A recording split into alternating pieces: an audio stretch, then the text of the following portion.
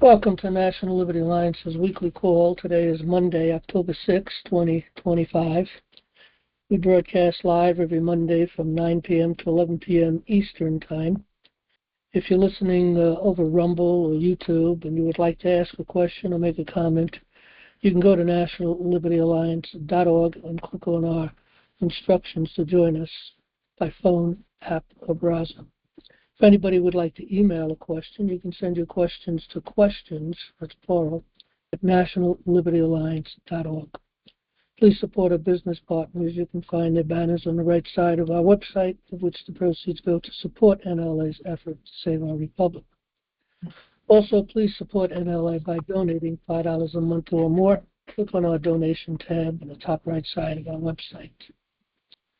Okay, we're going to pick up on our scripture reading where we left off last week. We're in the Gospel of Luke, chapter 24, last chapter of the Luke.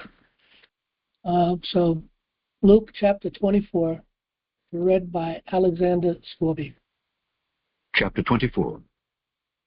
Now upon the first day of the week, very early in the morning, they came unto the sepulchre, bringing the spices which they had prepared, and certain others with them. And they found the stone rolled away from the sepulchre. And they entered in, and found not the body of the Lord Jesus. And it came to pass, as they were much perplexed thereabout, behold, two men stood by them in shining garments. And as they were afraid, and bowed down their faces to the earth, they said unto them, Why seek ye the living among the dead? He is not here, but is risen. Remember how he spake unto you when he was yet in Galilee, saying, The Son of Man must be delivered into the hands of sinful men, and be crucified, and the third day rise again. And they remembered his words, and returned from the sepulchre, and told all these things unto the 11, and to all the rest. It was Mary Magdalene, and Joanna, and Mary the mother of James, and other women that were with them, which told these things unto the apostles. And their words seemed to them as idle tales, and they believed them not. Then arose Peter, and ran unto the sepulchre, and stooping down, he beheld the linen clothes laid by themselves, and departed, wondering in himself at that which was come to pass. And behold, two of them went that same day to a village called Emmaus, which was from Jerusalem about 60 furlongs. And they talked together of all these things which had happened. And it came to pass that while they communed together and reasoned, Jesus himself drew near and went with them. But their eyes were holden that they should not know him. And he said unto them, What manner of communications are these that ye have one to another as ye walk and are sad? And the one of them, whose name was Cleopas, answering, said unto him, Art thou only a stranger in Jerusalem, and hast not known the things which are come to pass there in these days? And he said unto them, What things? And they said unto him, Concerning Jesus of Nazareth, which was a prophet, mighty in deed and word before God and all the people, and how the chief priests and our rulers delivered him to be condemned to death, and have crucified him. But we trusted that it had been he which should have redeemed Israel. And beside all this, today is the third day since these things were done.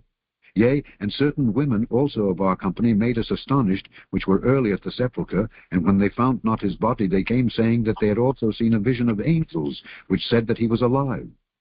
And certain of them which were with us went to the sepulchre, and found it even so as the women had said, but him they saw not. And he said unto them, O fools, and slow of heart to believe all that the prophets have spoken. Ought not Christ to have suffered these things, and to enter into his glory? And beginning at Moses and all the prophets, he expounded unto them in all the scriptures the things concerning himself. And they drew nigh unto the village whither they went. And he made as though he would have gone further, but they constrained him, saying, Abide with us, for it is toward evening, and the day is far spent. And he went in to tarry with them. And it came to pass, as he sat at meat with them, he took bread, and blessed it, and brake, and gave to them. And their eyes were opened, and they knew him. And he vanished out of their sight. And they said one to another, Did not our heart burn within us, while he talked with us by the way, and while he opened to us the Scriptures? And they rose up the same hour, and returned to Jerusalem, and found the 11 gathered together, and them that were with them, saying, The Lord is risen indeed, and hath appeared to Simon. And they told what things were done in the way, and how he was known of them in breaking of bread. And as they thus spake, Jesus himself stood in the midst of them, and saith unto them, Peace be unto you. But they were terrified and affrighted, and supposed that they had seen a spirit. And he said unto them, Why are ye troubled? And why do thoughts arise in your hearts? Behold my hands and my feet, that it is I myself. Handle me, and see. For a spirit hath not flesh and bones, as ye see me have. And when he had thus spoken, he showed them his hands and his feet. And while they yet believed not for joy and wondered, he said unto them, Have ye here any meat? And they gave him a piece of a broiled fish, and of an honeycomb. And he took it, and did eat before them.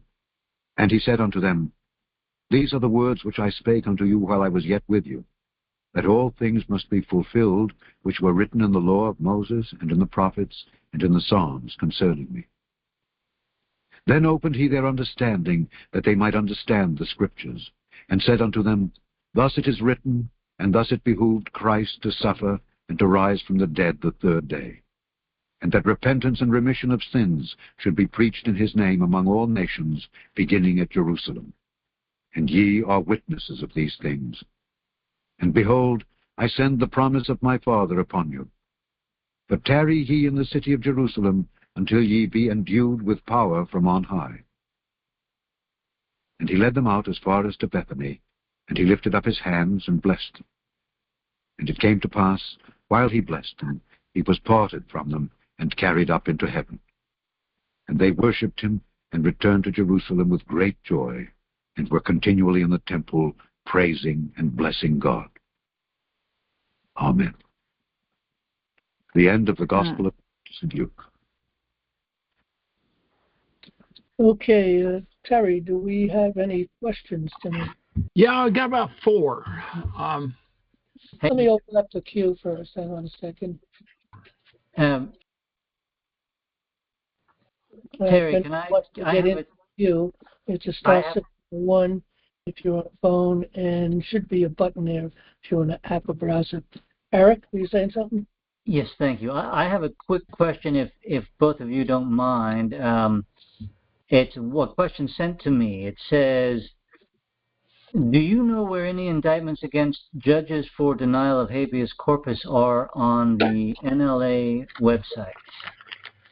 Yeah, they should be found under federal court cases. You can go to the blue bar far right side, and if you highlight federal court cases, you can come down and let's see, it probably is under, action against the judiciary, maybe. No, that's not it. Hold on.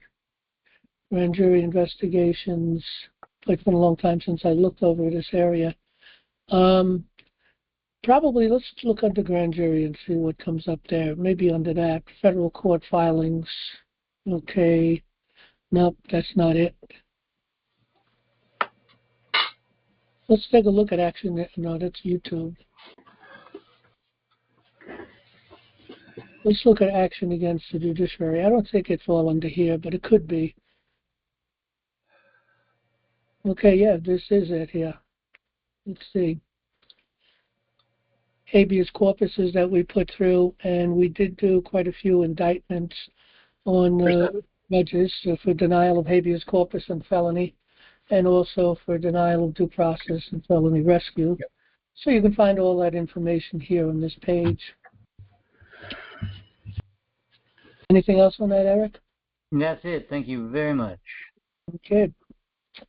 All right. I guess, Terry, I have one here from the 29th, and it looks like it came in on the 29th early enough to be read, but I think I didn't have it ready last time. It's about the OPC and the Bar Association, the reality, and it makes a statement more than it asks a question, and it's pretty long, and I couldn't remember whether you had considered that or not. No, I don't recall. If I do, when you start reading it, I'll let you know. But OPC standing for? The Arkansas Office of Professional Conduct, OPC, and the Bar Association, a system designed to protect lawyers from accountability and violate constitutional rights. Say what? No, interesting, but go ahead. The Arkansas Office of Professional Conduct, OPC, and the Arkansas Bar Association operate under the Arkansas Supreme Court, enforcing state rules on attorneys' ethics and professional behavior. While they claim to regulate legal practice to uphold justice, in reality, these entities serve as a shield for lawyers to escape accountability when they violate constitutional rights and engage in malicious prosecution. Both have been operating as a governing power while acting against our U.S. Constitution. They operate outside federal oversight and enable prosecutors, defense attorneys, and judges to collude against justice. The OPC is a state-controlled body, meaning it is regulated by the same judicial system that it is supposed to police. When attorneys, especially prosecutors and public defenders, violate citizens' constitutional rights, the OPC does not enforce accountability. They cover for them by refusing to investigate or issuing symbolic reprimands. Prosecutors who fabricate evidence, defense attorneys who deliberately sabotage their own clients, and judges who allow unconstitutional proceedings are never addressed, and all grievances are never acknowledged, as this would crumble the corrupt system that has allowed for many years, and the consequences upon the state would be of insurmountable proportions. Then he quotes 42 U.S.C. Section 1983 allows for lawsuits against state actors who violate constitutional rights under color of law, but the prosecution, defense attorneys, and judges conspire to assure convictions are obtained to avoid being exposed for corruption and conspiracy in federal cases. Absolute prosecutorial immunity combined with a complicit bar association ensures that those who engage in unethical legal tactics to wrongfully convict, coerce plea deals, or suppress exculpatory evidence face no consequences. And then in parentheses, the Brady Commission has had no impact, close parentheses. Supremacy Clause, violation of Article 6, Clause 2. The U.S. Constitution is supreme law, but the Arkansas Supreme Court, through the OPC, functions as if state authority overrides federal law. The OPC operates without federal checks, meaning the legal system in Arkansas can violate constitutional rights with impunity while pretending to enforce, quote, professional conduct, unquote. No federal agency directly regulates state bar associations or state disciplinary commissions like the OPC. Public defenders and prosecutors often work together, not against each other, to force plea deals, conceal judicial misconduct, and deny jury trials. And in parentheses, June 10th, 2022, close parentheses, prosecutors who hide exculpatory evidence, Brady violations, face no disciplinary action from the Arkansas Bar Association nor the OPC. Open parentheses, Heather Patton, close parentheses. Violation of the Sixth Amendment. Defense attorneys routinely fail to provide competent legal representation, forcing defendants into unfair plea deals instead of engaging in the true practice of law, violating their rights. Open parentheses, Witt, comma, Rose, comma, and in close parentheses. The OPC does not take action against defense lawyers who fail their clients because doing so would expose the widespread collusion between prosecutors, judges, public defenders, and private attorneys.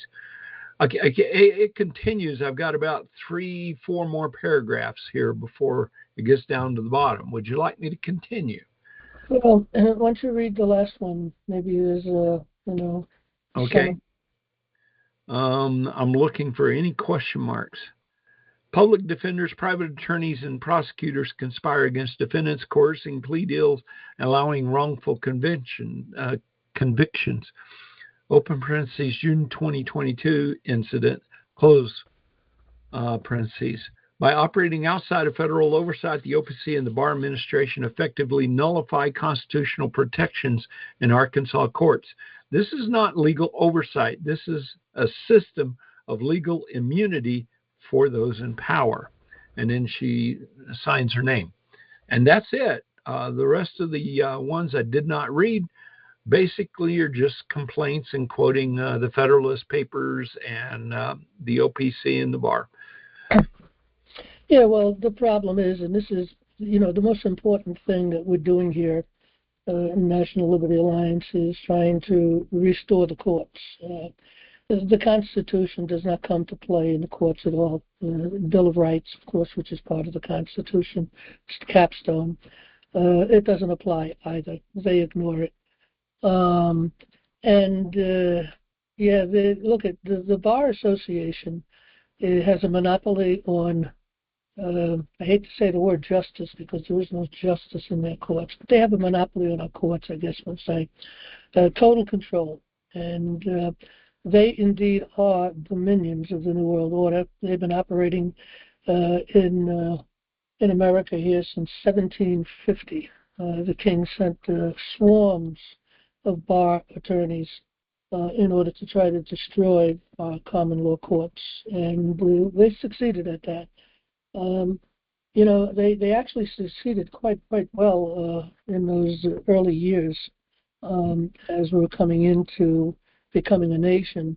A lot of courts already had been really destroyed and taken over. And of course, as the Bar Association was able to get together the American Bar Association, from that point forward, it really started to grow, and it's everywhere. All our courts are totally destroyed. There is no court of law anywhere that I have found in the whole system, no matter what state you go into. So it's a major problem. And the big problem, we're going to talk a little bit about this tonight, as a matter of fact. We're going to get into this. So maybe we'll take some other questions, and then we'll get into this subject matter that I want to bring up tonight, which, again, is an extremely important topic. And we need people's involvement in this. We need to get the word out so that people can come to a place like here, National Liberty Alliance, and start to really learn what's going on and what they can do about this problem. It takes the people to take this whole thing back. But I'll lay that aside for right now because we're going to get into that topic tonight. Okay, what questions do you have? Okay, the others are much shorter. This is the longest of the three. John, in the event that your mental model regarding benevolent politicians and military personnel are found to be incorrect, what is your alternate plan of action? Would it so demoralize you to find the success that appeared so close and with so much apparent support to be instead non-existent that you would abandon your effort, or what is your contingency for this? Additionally, how long until you are able to establish whether it's yet another public fraud or not? In that event, the discrepancies between our common law system and what those benevolent politicians and military are instead doing would presumably become self-evident to you long before they would to the average uninformed member of the public. The crowds would be cheering in the increasing oppression under the auspices of a national restoration, but you wouldn't be able to discern it. For how much longer will, single quote, I sent them the information, but they haven't acknowledged that they've read it yet, unquote, remain acceptable to you? Best. All right, well, I have no plan on abandoning, what we started. I'm absolutely convinced of certain things. I'm absolutely convinced that we're going to see world peace. Trump has been working on that. It's been pretty obvious for anybody listening or watching. a lot of people may feel that he's not going to be able to accomplish it to shut down all wars across the nation and actually across the world, and actually that nations start to actually trade with each other and, stop war. Ultimately, most wars, of course, were created by, particularly by us, not we the people per se, but the CIA particularly. The New World Order has been working and puppeting, the strings across the whole world, causing wars. They make money at war. They also get rid of a lot of people, particularly men, because that's who goes to war pretty much, are men. And of course, they've been working, to poison us in many different ways: our air, our water, our food. Thank God that Kennedy is in play and is starting to reveal a lot of these things. But Trump does have a plan, and I've been following that plan for quite some time. And anybody who has been following it closely, you can kind of get the whole picture. There's no doubt in my mind that he's going to succeed. I'm completely convinced of that. So, the biggest problem I see, I think Trump is going to make a lot of things great again. And it's not just Trump, it's his entire administration and many, many, many, many other people working behind the scenes and with him. Not to mention also all of the patriots out there that have gotten onto, blogs and different things here, creating their own news programs on Rumble and on YouTube and so on and so forth. So there's a lot of things going on out there that's supporting this movement. But the big problem is the courts. And again, I'm going to address that shortly, and then I'm going to read something that we put together, and at some point we're going to really focus in on that particular problem. If we cannot save our courts, then America is lost. It doesn't matter how much we get good people into office to do the right thing and put things back together the way it should be as far as the economy is concerned, education, peace, and many, many, many things. It's just a whole list of things. But the hardest thing for these people to see is the courts, to understand who we are as a people, where we come from, what is our heritage. And again, I'm going to address that in a little while, so I'll set that aside. But I have no contingency plan. I do believe we're going to succeed. And we'll see where we go from there, Okay. Yep. Next question. Hi, John. How can I go about linking my monthly donation through my checking account? I don't think we have a way to do that. I'll look into that and see once whether we could put something up on the donation, because right now we're set up for people coming in with their debit or credit cards, Right. And of course there's also people could mail in, and we do appreciate those who are supporting us. We are on a sort of a shoestring budget, so to speak. Once in a while we do get, someone who'll give us $1,000 or something like that. We have a person occasionally gives us 500, and that's really, really helpful. It brings us back to catch up on our bills, because we come very close sometimes in the end of the month, barely just making it through. And if everyone would give $5 a month or more, we'd be doing very well. We have a large membership. I don't know how many people are really active or really listening. We do have people listening in on YouTube and Rumble, and of course coming to the meeting. And again, if everybody just gave $5 a month or more, it would really help us quite a bit. So anyway. Well, there's a second part to this question. There's a second question to this email. Okay. They say, Brother Jeff Smiles needs your help. Would you be able to contact Jeff Smiles to help with what they are doing in Pennsylvania?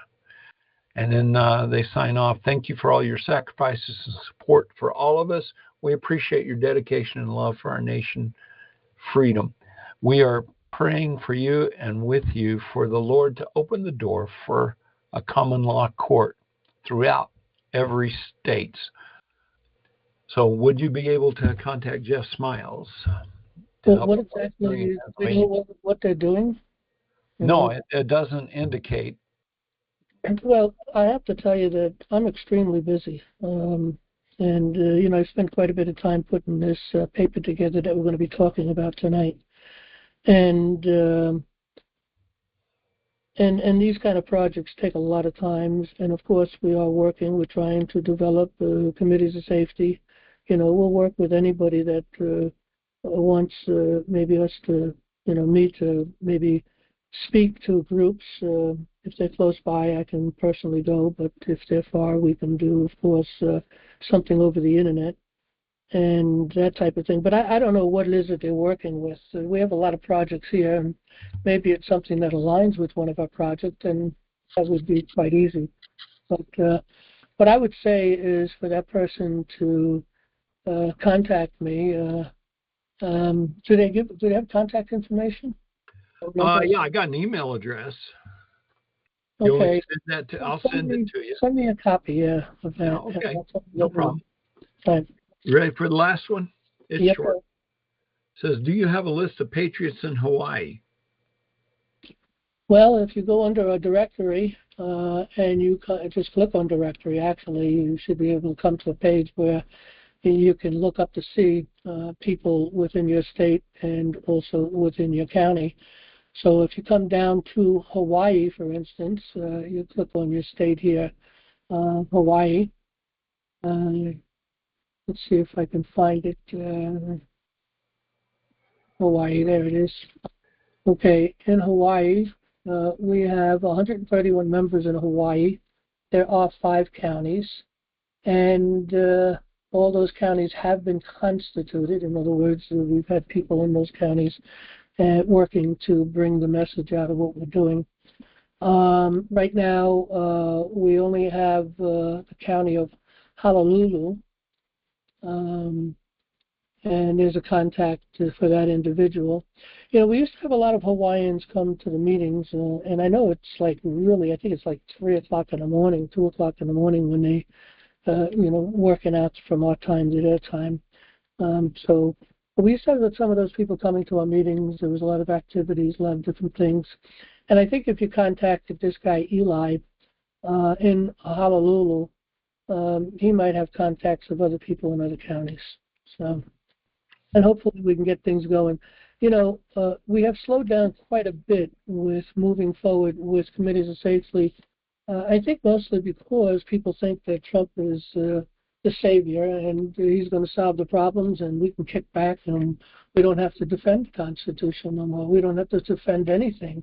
We don't have to exercise our unalienable rights of government by consent because Trump's going to do it. And, nothing could be further from the truth. He can kind of give it back to us, but it's up to us to take it. If you go into the Declaration of Independence, it's absolutely crystal clear that we have government by the consent of the people. The problem is people don't know how to consent to government. People don't know how to control government. People just don't know how to do these things that's necessary, which is an unalienable right. It's a right to be able to have control of your government. And, we need approximately, I know he's run his numbers, I don't know why I don't remember them. Let's say we've got about 3,000 counties, roughly speaking, and let's multiply that by 50, let's say. That's 150,000. We need 150,000 people to completely take back our government from the grassroots level.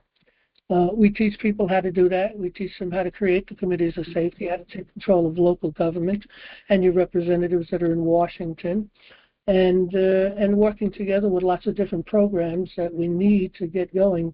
We need to, we have educational programs right here in National Liberty Alliance for those people who join us. We've got lots of courses and written many books.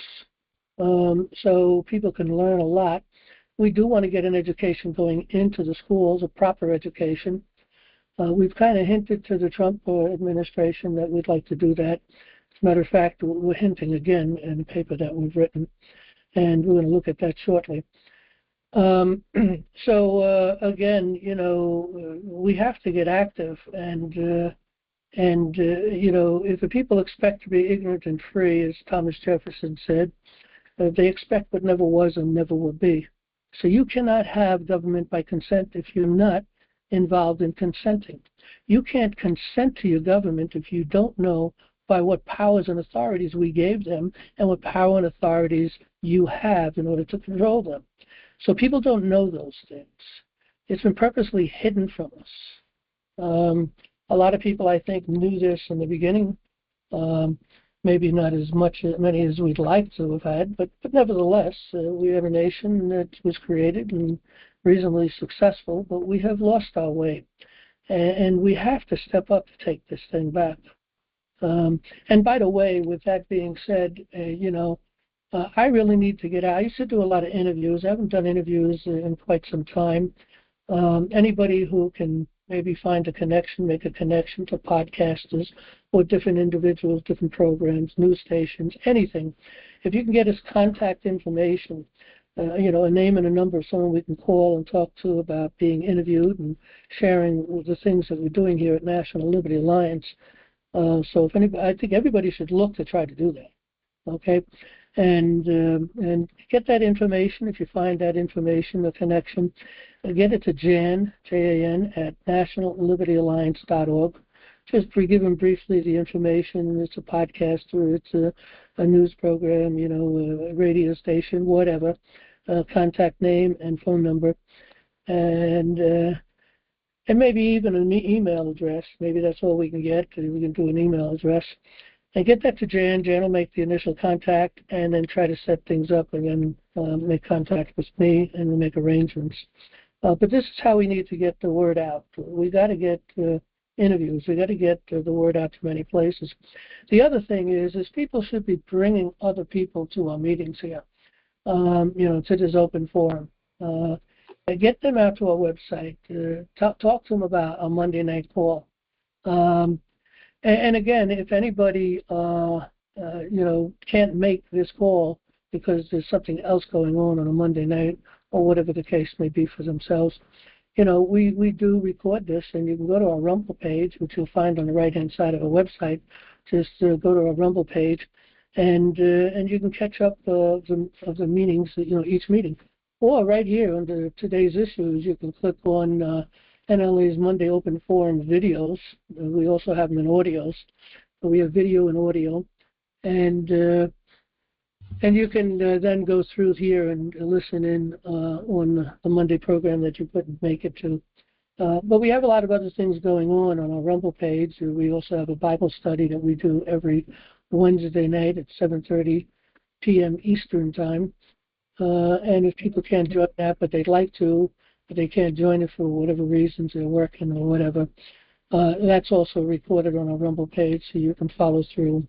We've done an in-depth study on the Book of Revelation. We've done an in-depth study on, trying to remember, I think it was Matthew. We're doing John right now. Yeah, it was Matthew. And I want to say, John, that Milkmaid from California is here tonight. And it's good to see her. I talked to her earlier today, and she's here. Okay. Yeah, I hear her from time to time with that, what is that, a cat or something? With the what? Oh, yeah, with cows. Yeah, cows and the dogs. Yes.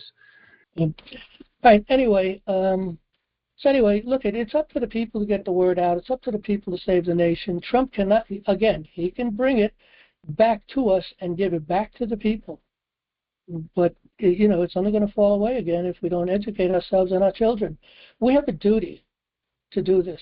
And we must teach our children that they have a duty to do this also. So, okay.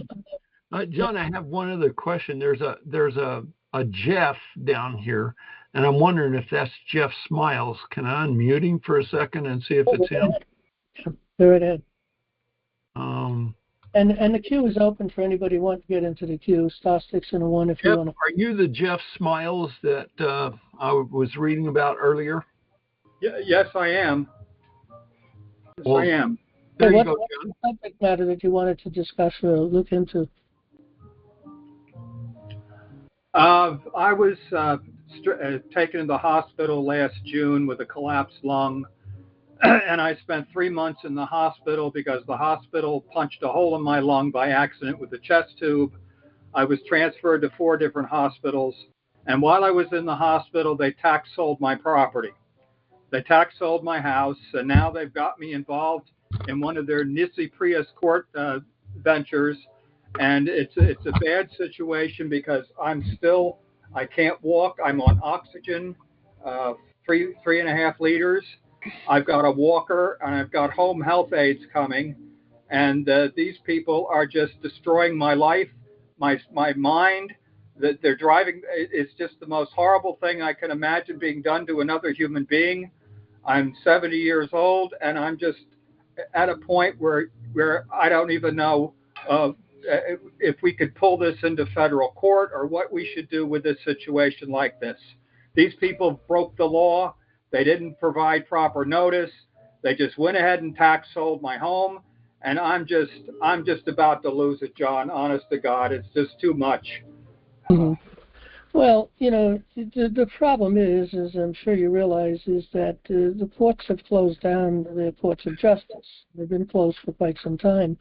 And we've been trying to break through, trying to get some success, and it's difficult. But I will say that, with the paper I'm going to read tonight, we're going to look into. I worked on this paper for quite some time now and put together, this a lot of information, and for this particular presentment, going to President Trump, Attorney General Bondi, and FBI Director Kash Patel, and we copied quite a few people within the administration. So I'm going to read that tonight, and maybe that'll be somewhat helpful. But a couple of key things: a lawyer is not going to solve this problem for you. These bar attorneys are totally lost, and again, we're going to be talking a little bit about that with this paper. Yes. And have you been studying the law or anything? Do you have any knowledge? Do you know how due process works? Do you know how the court systems are structured and how they work and how one might move from one point to another? You start off in the lower courts, which was probably a town court that did this, right? Was it a town or a village court, or what kind of court? No, this was the Court of Common Pleas. Right. You're in Pennsylvania? Is that where you at? Yes. I'm outside of Reading, Pennsylvania. Yeah, I'm not sure, again, what a Court of Common Pleas is. It sounds like it's potentially the state court. Is that true? Yes. Okay. I am extremely surprised. I mean, that's really far gone. And I do know that Pennsylvania has some really major problems with their structure. And, but, here in New York, for instance, not even a county court would touch a foreclosure for tax or even for, a mortgage or a foreclosure. And many other states are the same way. They put that down into the town courts or the village courts, city courts. So I'm really, with Pennsylvania, I'm not surprised. Pennsylvania is one of the first places, I think, best that I can tell, that fell to chancery courts. Judges are chancellors. They call them chancellors. These chancellors have extreme amount of power, literally to the point of life and death to the individual. I don't know that they go that far without a jury, but even with the jury, they'll control that jury and stack that jury and get their conviction, whatever it is that they want to do. But that's where we're at. Courts have turned into chancery courts. Most of them hide it. But Pennsylvania, they're right up there, and they just let it be known. Right. So the best I could tell you is this: I do think things are going to happen really soon. When are we going to get to repairing and fixing the courts? How long is that going to take? If we can accomplish that, and again, that's going to require the Trump administration to do this. Right. If they set the stage and get this going, then we can pick it up from there. I've been really trying to encourage people to study the law and really get involved. First of all, you should know the law anyway. You know, our heritage is in the law, and our inheritance is liberty. And if you don't know the law, you can't protect your liberty. You can't. There's a lot of liberty you have, and you don't even realize, and you wouldn't know unless you get into the law. And we're not, law is not something that's complex, you know, because it's not statutes, it's not regulated or anything of that nature. What it is, by the way, we have open mics. In California, and he remembered one night it was blowing like a minute. Someone's got an open mic. Can you find out who the open mic is, Eric or Terry, and close it down? Yeah, I'll keep looking. Okay. Anyway, let me see. I lost my train of thought here. I think it's Jeff. Jeff, do you got a radio going in the background? I'm on a headset and a microphone. So there is one. I'll just shut it off for the heck of it. Is that better? Yeah, I'm not hearing it at the moment. So yeah, that was it. Thank you. Okay.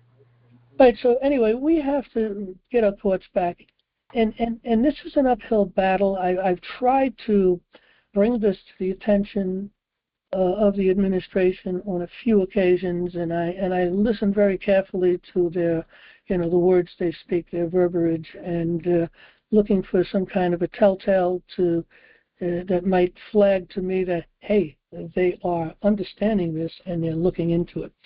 I've seen a lot of things that I know that gives us a lot of hope, but they really don't understand the problem. At least I don't think that they understand the problem.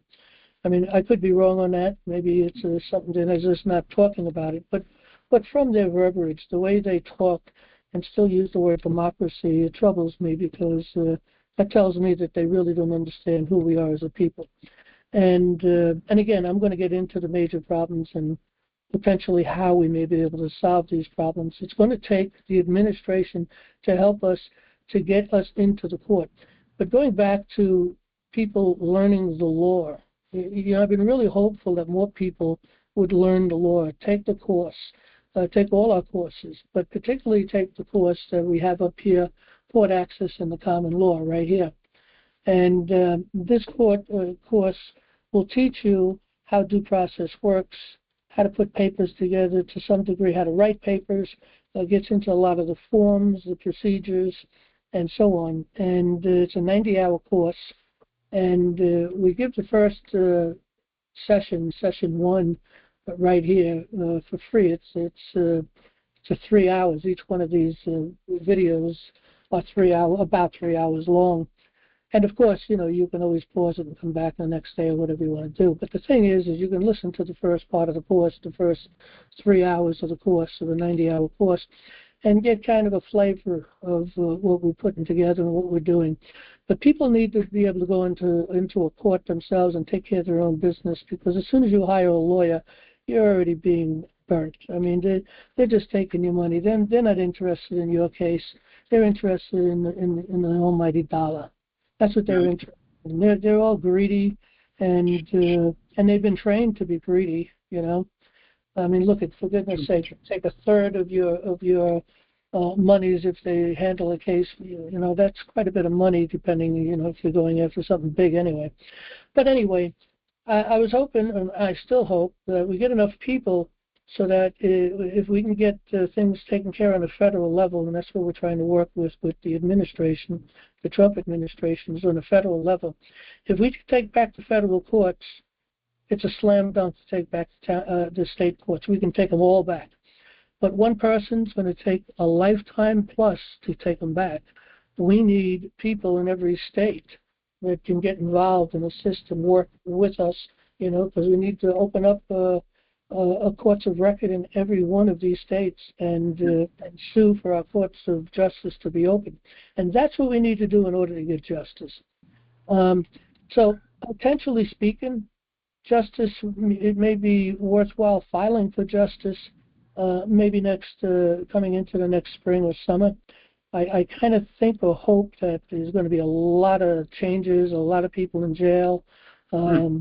and a lot of things going on between now and then. We can already see it starting, we already started the first arrest with Comey, but there's a lot coming down the pike, and it's going to come up like a flood. And he's working now, for ultimately for subversions, deal with people who are subversive, and so I think a lot's going to happen. He also is talking about next 4th of July to be a real big one. So I think he's planning on having a lot accomplished by then.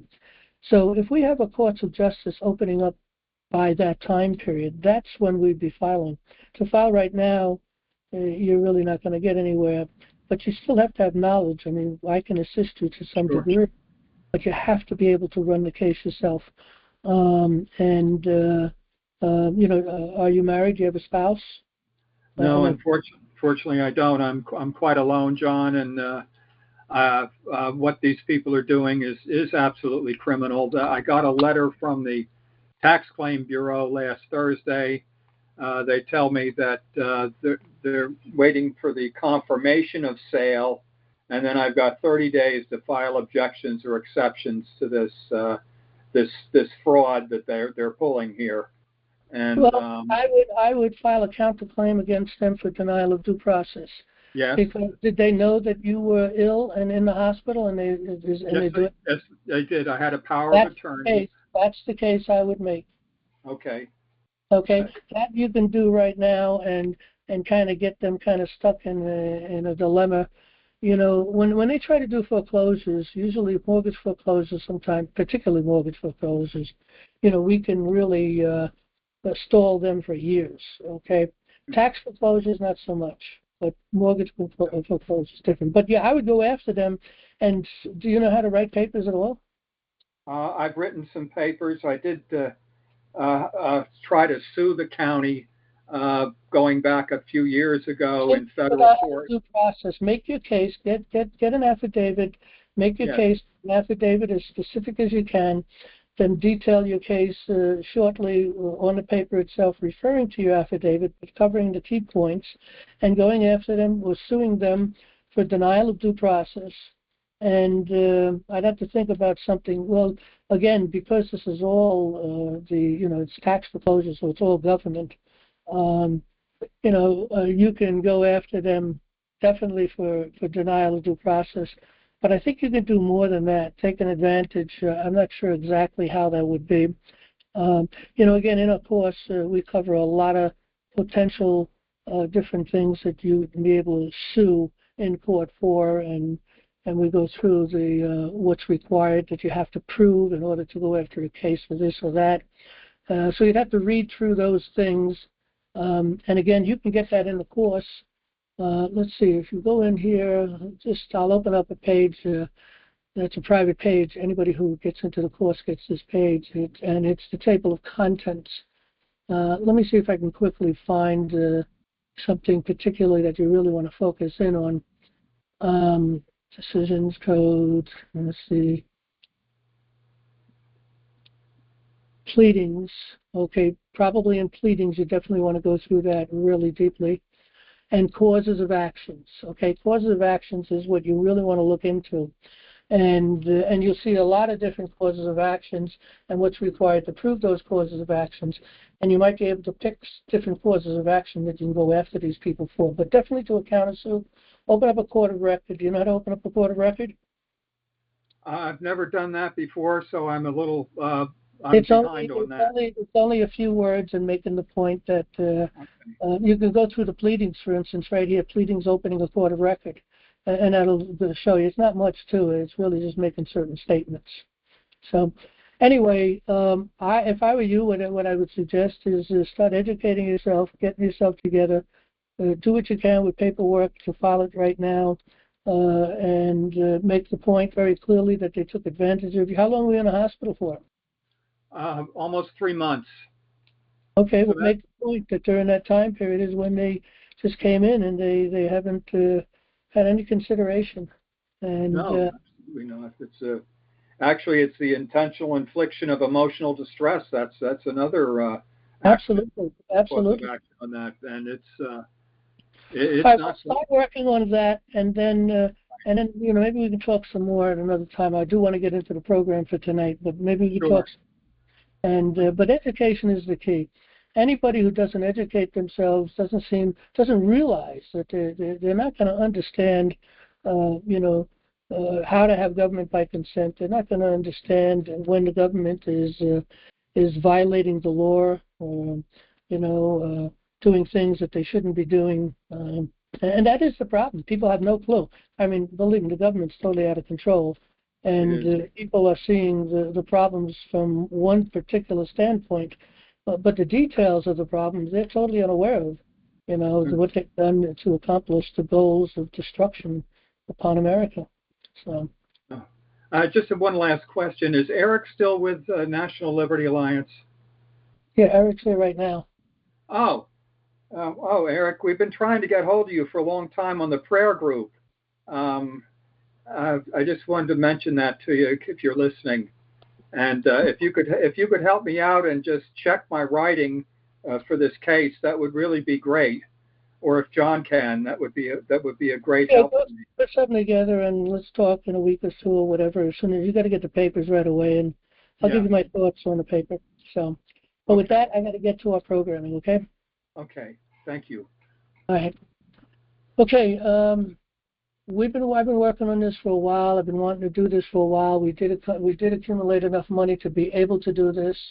One person always pulls us out of the hole. I really appreciate it. And this past time they came up with $1,000, and it really has brought us to be able to do this case, to get all the paperwork out and file this with these people. So we're going to look at that tonight. Let's see. I don't know that I'm going to give much of an introduction to it, because we're going to read that introduction to it in here. So ultimately, it's quite a big case.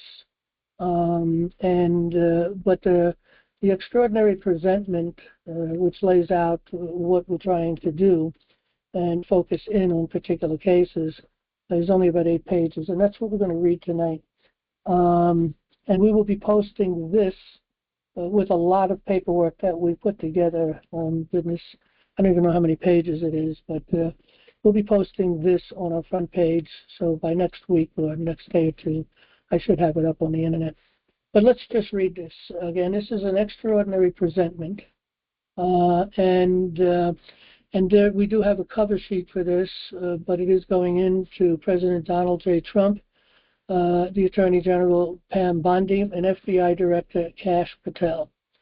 And it starts off with, comes now the constituted unified United States common law grand jury. Hereinafter, we the people for an unprecedented presentment to President Donald J. Trump, Attorney General Pam Bondi, and FBI Director Kash Patel. Mark Twain said, "It ain't what you don't know that gets you into trouble. It's what you know for sure that just ain't so." This presentment was initiated by what we believe was an unwittingly repugnant act by FBI Director Kash Patel. Whereas in July 2025, at a ceremony at the FBI agency headquarters in Washington, D.C., where Director Kash Patel presented the Bureau Shield of Bravery and honorary medals to the hostage rescue team. These are agents who assassinated Lavoy Finnegan and attempted to kill 3 others, one of which was a child. Take note, there were no hostages. Okay, so this was a hostage team trying to save hostage, and that in itself is a lie. Anyway, give me 1 second. Okay, Director Patel, in a post on X, described the medals as among the highest award for FBI members, reserved for nominees recognized for acts of bravery. They were cowards, heroism, and valor in the service of our country, and they were serving the New World Order. The award also honored FBI agents whose action that day later prompted the U.S. Department of Justice Inspector General to recommend that the FBI update its policies to stop agents from removing evidence from the crime scenes They do this all the time. Unfortunately, FBI Director Kash Patel accepted the agency's fabrication of events and unwittingly lifted up murders as heroes. What are the agents that have a conscience, see the truth, and are unable to speak out because they and their families would be put in jeopardy, ought to think? Nevertheless, some law enforcers have spoken up, but they went unheard. John, stand by. Murder, where you got murders? Yep. That should be murderers. You should have an extra ER. Yeah, this is good for me to read this out loud because that gives me a chance to see our problems. Okay, let's go back here. I'm trying to find it. Right there. You're in the right line. Right there. Murderers? Yeah, murderers. So another ER maybe? Right, another ER. Okay, as heroes. All right. Thank you, sir. Yeah, so we'll make the corrections as we go. I haven't sent this out yet. I'm planning on sending it out tomorrow morning. So if we can find any corrections as we go through this, that'd be good. Okay. Let's go back here to nevertheless, some law enforcers. Nevertheless, some law enforcers have spoken up, but they went unheard. But we, the people, heard them and have documented them in our evidence. See the attached thumb drive. It's time that the MAGA administration hear them. Now, the thumb drive is 8 megabytes, and it's full all the way. Couldn't add another thing in there. So we've got a lot of evidence, tremendous amount of evidence.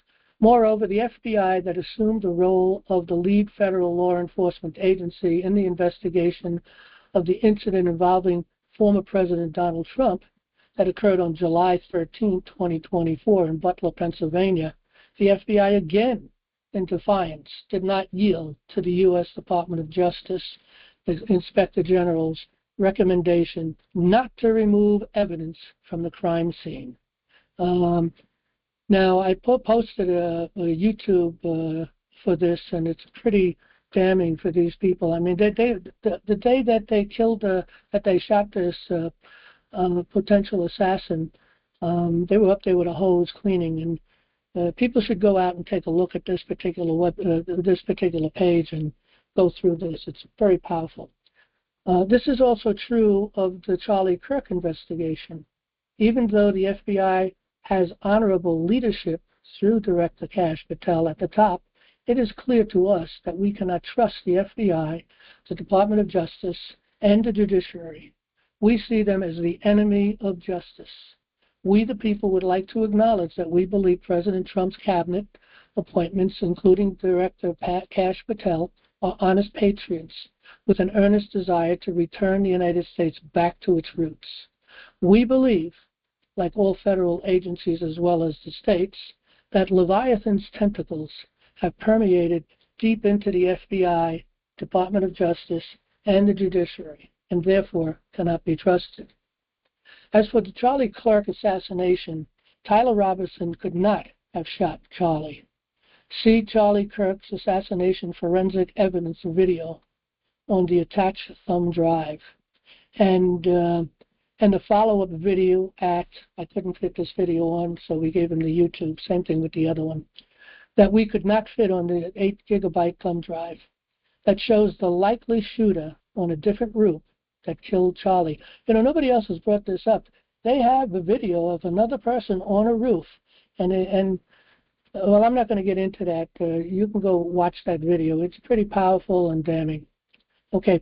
That shows the likely shooter on a different route that killed Charlie, whereas the angle of the shot from that individual on the roof that no one is talking about aligns with the pathology report, whereas Robinson's alleged shot, which he didn't make a shot at all, does not line up with the pathology report. This is not to say that Robinson was not involved somehow. The prosecutor, Chad Ganeta, said on Monday, 9/22/25, there was a voluminous amount of discovery material in the case, claiming Robinson as the shooter. Continues with the assumption that Robinson was the lone gunman. And on that note, it suggests that the FBI is either narrowly minded and totally incompetent, or they are in on the cover-up. These are the only two options. And by the way, they should have known this right away. On the ballistics of that bullet, should have told them right away that was not the gun that shot Charlie. As for the assassination of Lefroy Finnegan, we the people have investigated and collected a myriad of evidence, 92 documents, 27 audios, and 60 videos on the attached 8-gigabyte thumb drive that without a shadow of a doubt demonstrates conspiracy, intent, motive, and identifies and the identities of the perpetrators, none of which have been charged with murder, but instead some have been honored as heroes. Whereas the video titled Lavoie Assassination Forensic Evidence found on the attached thumb drive and can also be found at this Rumble page, this video standing alone is more than enough evidence to convict and warrant the death penalty.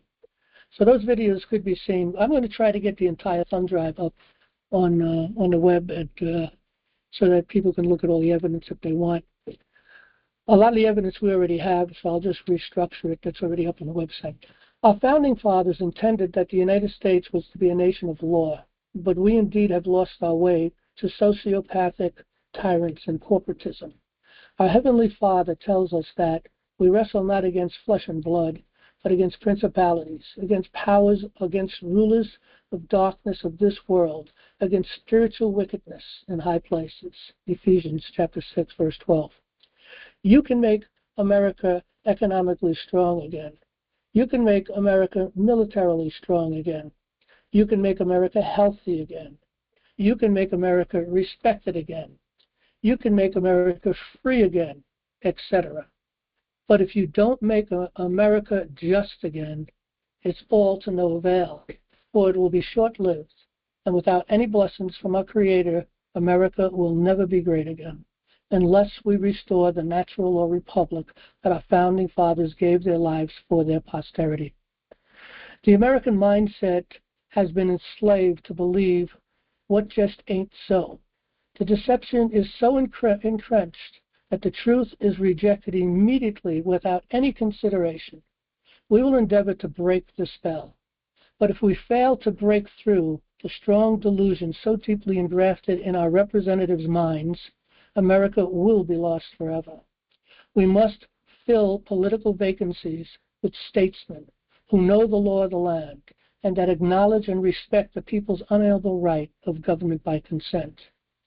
The problem is that people and our representatives don't know how to have government by consent. Therein the reason that we gifted the entire Trump administration and other government servants with the book, Government by Consent. But if it sits on a shelf and collects dust, then there is no hope. We must require that before we support anyone to fill any political vacancy, we must quiz them on our founding documents and government by consent. We must also require that they do the same to any appointments they have the authority to appoint. We must also require that any person employed by the government also be instructed in the same. We also must provide a proper education for our children, and for they are our future. Any school that receives federal funding must provide a proper education. Thomas Jefferson said, if a people expect to be ignorant and free, they expect what never was and never will be. National Liberty Alliance already provides such an education and is qualified to write textbooks for K through 12, if commissioned to do so. Common sense informs us that if we the people do not know the law, how can we know if our representatives know the law? And how can we know when our rights are being violated or legislated away? Now for the hard part. At every bar attorney we have communicated with chokes at, and we are met immediately with raised eyebrows and a refusal to consider history's alternative to the lies they have been indoctrinated into. After all, lawyers spend a lot of money and time to be educated in what they believe is the law. And we cannot get past this hurdle with judges, lawyers, and elected individuals, many of which are lawyers. if we cannot get through that, okay, then there is no hope for America. Whereas God tells us that correction is grievous unto them that forsake the way, Proverbs 15:10. The first thing that must be understood is that our heritage is in the law, and that our inheritance is liberty. If we rely on lawyers to tell us what the law is and what rights we have, we place ourselves in jeopardy. For God tells us that the heart is deceitfully above all things and desperately wicked. Who could know it? Jeremiah 17:9. And that lawyers have taken away the key of knowledge. Luke 11:52. While it is true that most lawyers have fallen prey to this evil through greed and pride, a remnant of lawyers have found the truth and do their best to walk the straight path. What makes it evil is that they think to change laws. Daniel 7:25. Nevertheless, lawyers have their place in equity, which is positive law, also known as legislative law. But in criminal prosecutions, Amendment 6 provides for the right to trial by a free and independent jury and to have assistance of counsel for his defense. We did not say representation by counsel. We said in the Constitution, in the Bill of Rights, assistance of counsel. And in suits of common law trial by jury protected under Amendment 7, our liberties are too important to completely entrust them in others. We should know for ourselves and be fully informed. Take note that it was we, the people, that ordained as kings the Constitution with its capstone Bill of Rights. We did not ask permission. We just took power and authority, an unalienable right given to us by God. We placed ourselves under God's law, not man's repugnant civil or criminal laws and rules. Therefore, God is king of our court, where the jury is the king's bench and is to decide the facts, the law, and the penalty with an eye on restitution as they follow the laws that God written in their hearts and his word.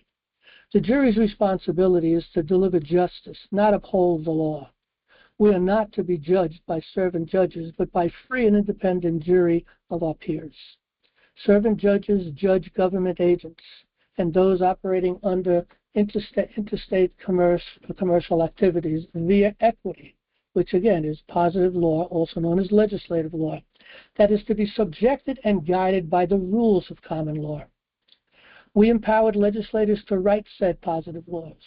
We did not give legislators the authority to give further powers to the judiciary to write repugnant rules that they claim combined law and equity under Rule 2 and call it civil or criminal law, therein the changing of law, and thereby shutting the doors of justice.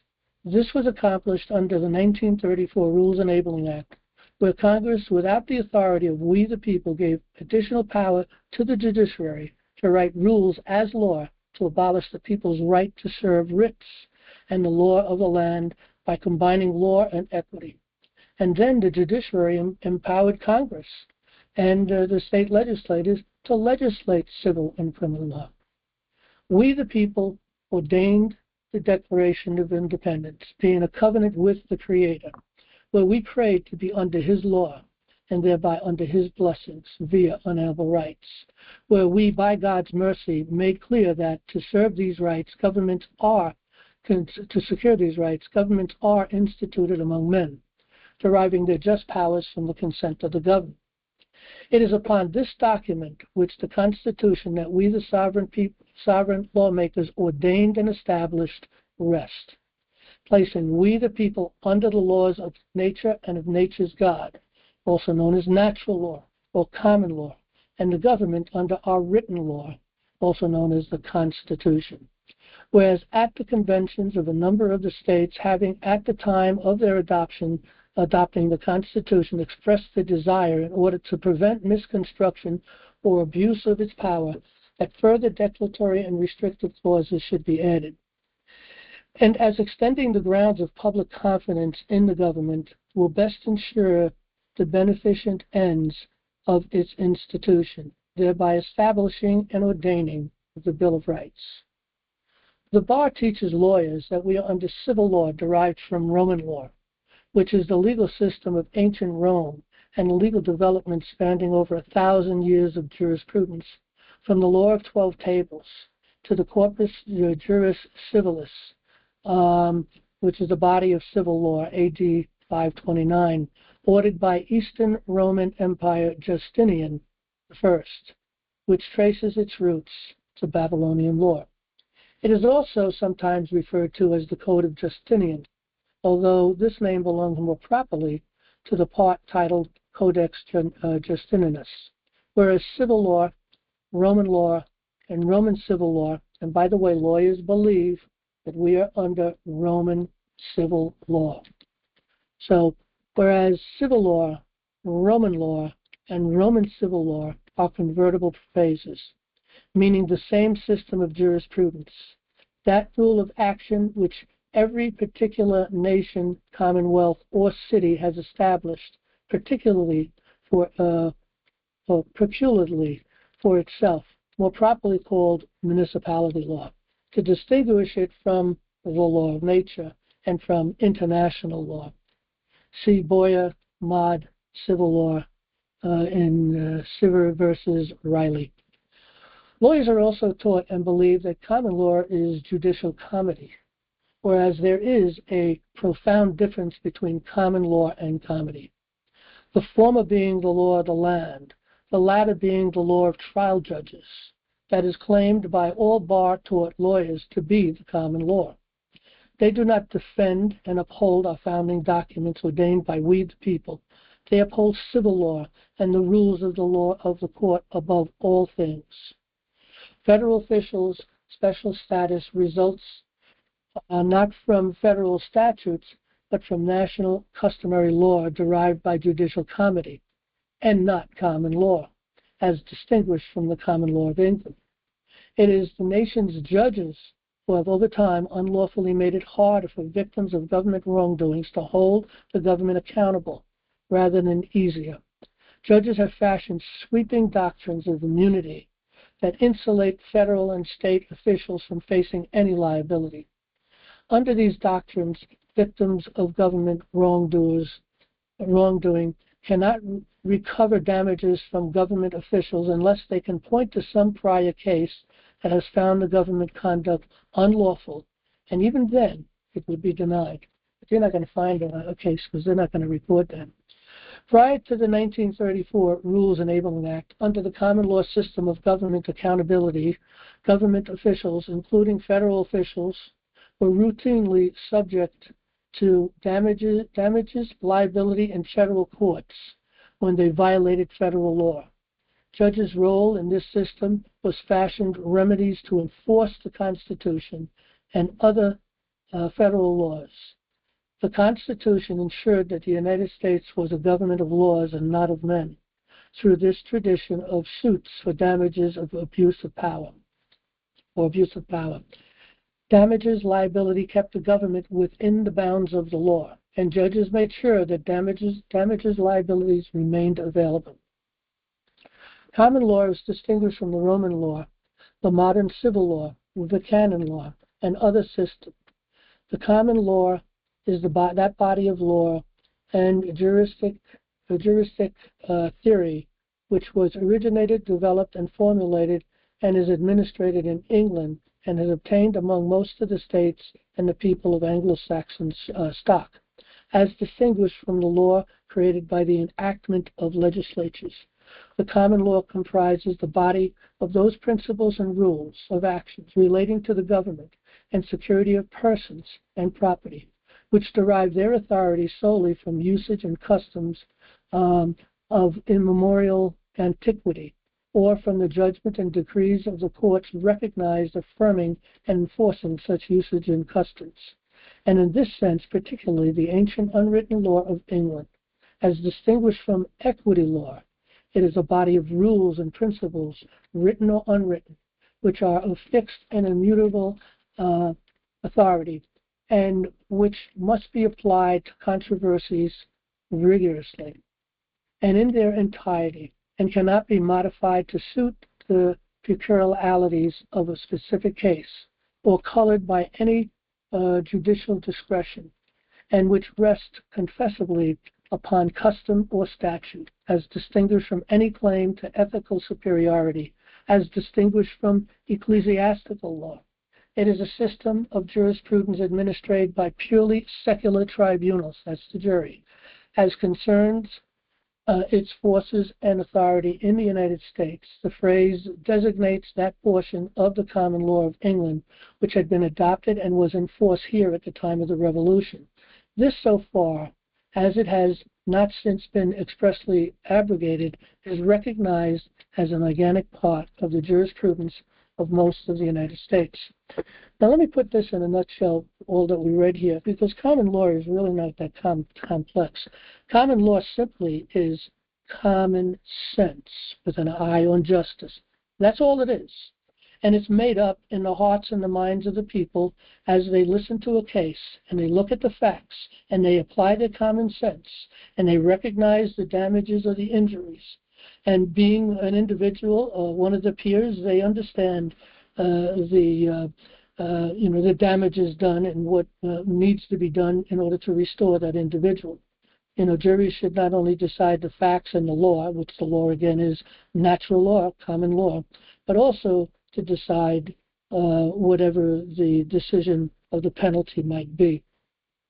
Not necessarily with jail in mind, but with restitution of the individual that was injured. So common law is not complex at all. So again, and it's built up of maxims. So a maxim is a truth that cannot be denied. A simple point is that water cannot run uphill. That's a maxim. That's a fact. No one can argue it. All men are created equal. That's a maxim. That's a fact. No one can argue that. We may not be equal in many different ways, abilities, knowledge, wisdom, or whatever, but we are equal before God in our sole existence. All men are created equal. Okay, 16th. So anyway, common law is not difficult, and so it's not something that you have to learn. The only thing you have to do is recover your common sense, because we have seemed to have lost our common sense. We let so many things go by that common sense should be yelling out to us saying, no, this is not right. Okay. 16 American Jurisprudence, second edition, section 114 states, as to the construction with reference to the common law, an important canon of construction is that constitutions must be construed to reference to the common law.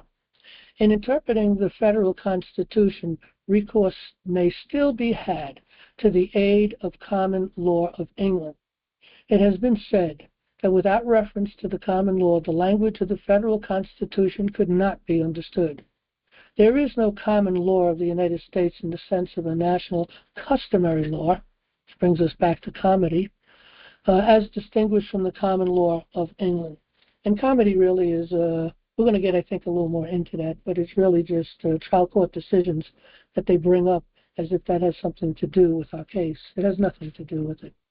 The principles in accordance with which the courts of one state or jurisdiction will give effect to the laws and judicial decisions of another, not as a matter of obligation, but out of complacence.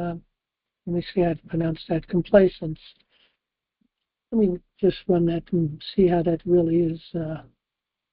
Complacence and respect.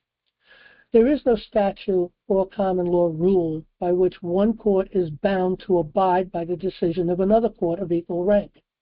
It does so simply for what may be called comedy among judges. There is no common law or statutory rule to oblige a court to bow to its own decisions. It does so on the grounds of judicial comedy.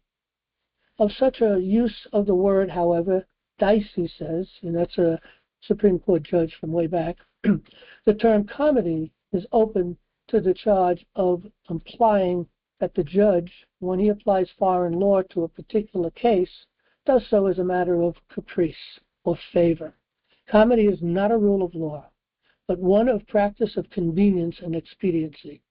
It is something more than mere courtesy, which implies only deference to the opinion of others, since it has substantial value in securing uniformity of decisions and discouraging repeated litigation of the same question. But its obligation is not imperative. Comity persuades, but it does not command. It declares not how a case shall be decided, but how it may be propriety be decided. Therefore, case law is foreign law, a fabrication of law by its own decisions. It is not rule of law. It is a practice of convenience, expediency, and favor to maintain the status quo and to look up to justice.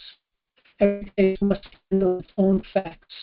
Reasonable and common law does not honor case authority for deciding cases involving identical. Now you're roboting.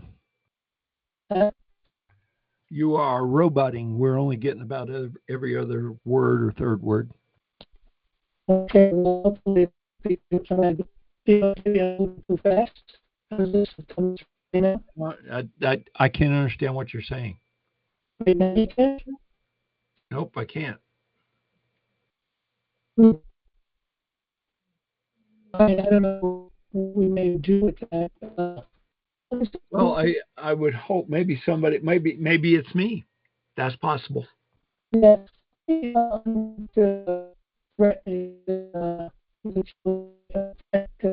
coming to clear you. There you go. You're muted, Brett. How am I sounding to you? I messed up. For me too. Say it again? I can't hear as well. Okay, let me just try one other person. Kathy, Minnesota, I muted you. Can you, breaking up to you or some words? You're still garbled, John. Yeah, it sounded bad to me. All right, what I'm going to do, I'm going to pause the record for right now. I'm going to bail out and come back in, okay? So let me pause this.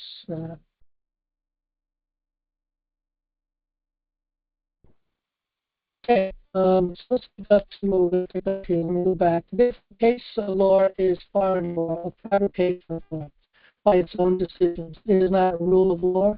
It is a practice of convenience, expediency, and favor to maintain the status quo and pollute our courts of justice. Every case must stand on its own facts, and for that reason alone, common law does not honor case precedent that claims authority for deciding subsequent cases involving identical or similar facts or similar legal issues. Case precedence is repugnant to the common law, where the rule of common law states a thing similar is not necessarily the same thing.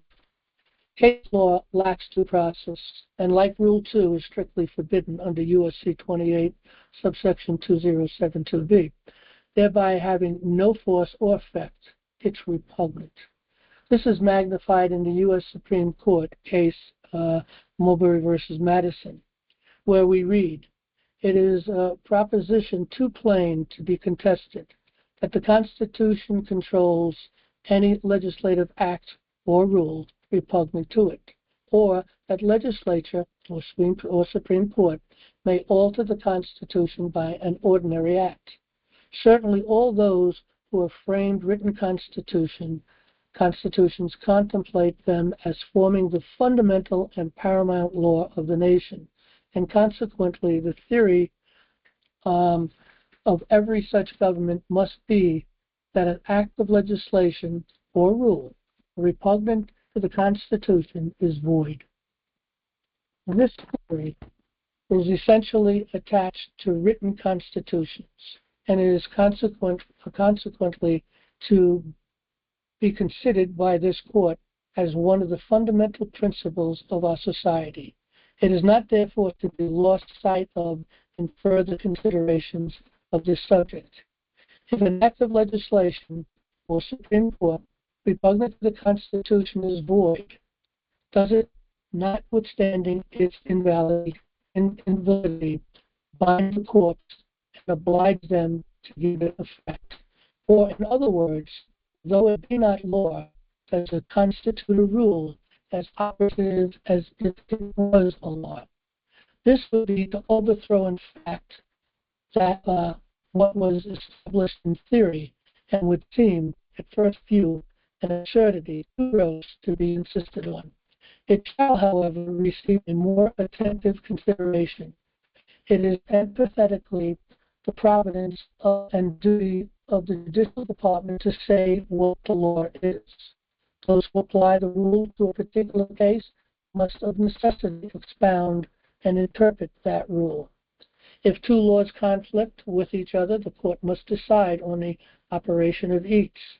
So if a law be in opposition to the Constitution, if both the law and the Constitution apply to a particular case, so that the court must either decide that case conformably to the law, disregarding the Constitution, or conformably to the Constitution, disregarding the law, the court must determine which of these conflicting rules governs the case.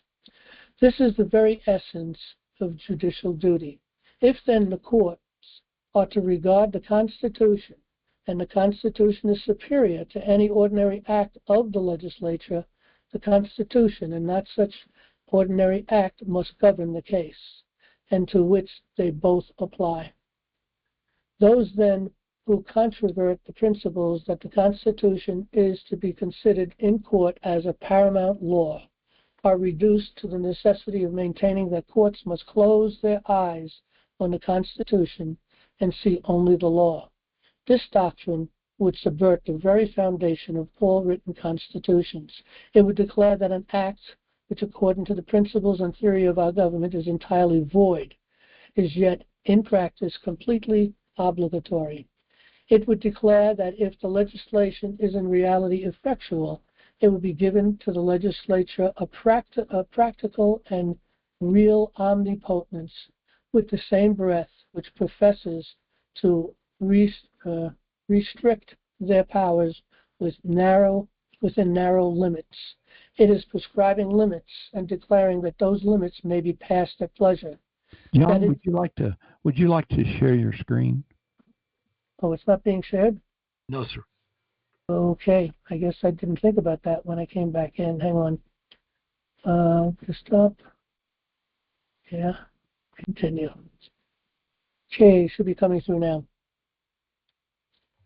Yeah, I got it. Okay.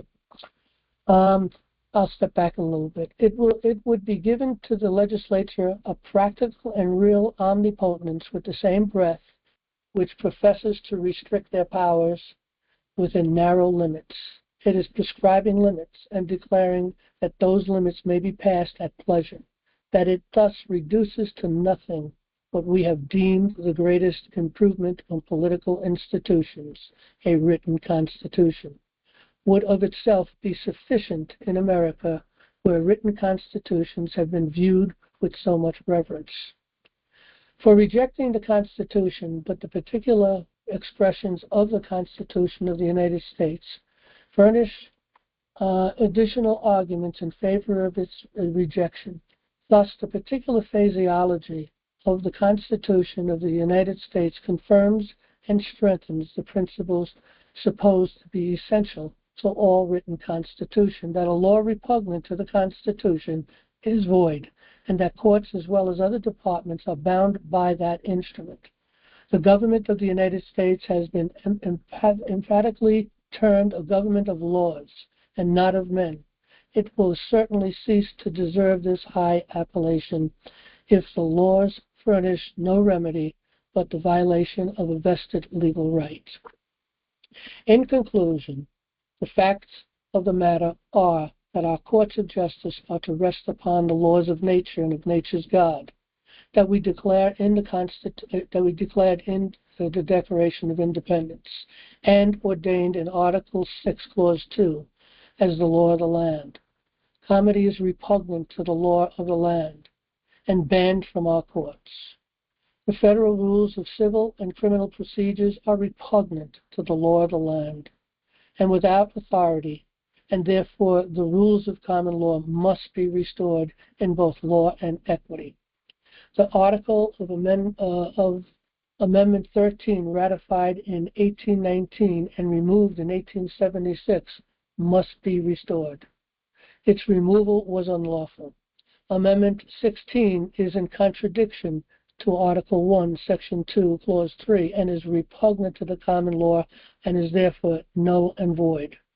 Amendment 17 is in contradiction to Article 5, depriving the Senate its equal suffrage, thereby destroying the balance of power. Habeas corpus must be restored. We, the people, demand that all three branches of government secure the blessings of liberty and the federal judiciary step aside and open the doors of justice in our courts that have been closed for so long. And it's dated for today, it should be going out tomorrow. Okay, now there's a lot of attachments to this. I will be posting this on the front page, and we'll see about attaching a lot of the attachments. We'll see what we do about working that out, because it is quite a lot. It's 8 gigabytes of information. So, okay, I guess that brings us to the end of that paper, and we'll open up for conversation if anybody has any questions, thoughts, or maybe some corrections that could be offered concerning this paper, or whatever it is that they want to discuss. So let's take our first person in question. Let me take John. John Cooksman, you got the mic. Go right ahead. It makes sense. It makes sense. It's lawful. What are we going to do when they ignore it, John? Well, look, we've been trying to educate these people for quite some time. They're on the right track. They're doing the right thing. It's just that they don't. The problem is there's too many lawyers around these people. Lawyers don't want to hear this. As soon as I have a conversation with a lawyer and start to talk about common law, they bring up comedy, and they're not, they don't budge from this. Really, if they'd only listen for a little while to see the contradiction. Contradiction is very easy to see. The bottom line is they claim that common law is trial court decisions brought up into the case, that's common law. That's what they claim, okay? But the bottom line, first of all, there were no trial court decisions applied anywhere, when we became a nation to begin with. The Declaration of Independence doesn't say that we're under the common law that is the decision of trial courts. It says we're under the laws of nature and of nature's God, and that is common law. And certainly, these decisions in their courts is not God-breathed. So really, if they just listen to that one point, it's a contradiction of their entire education and a reconsideration.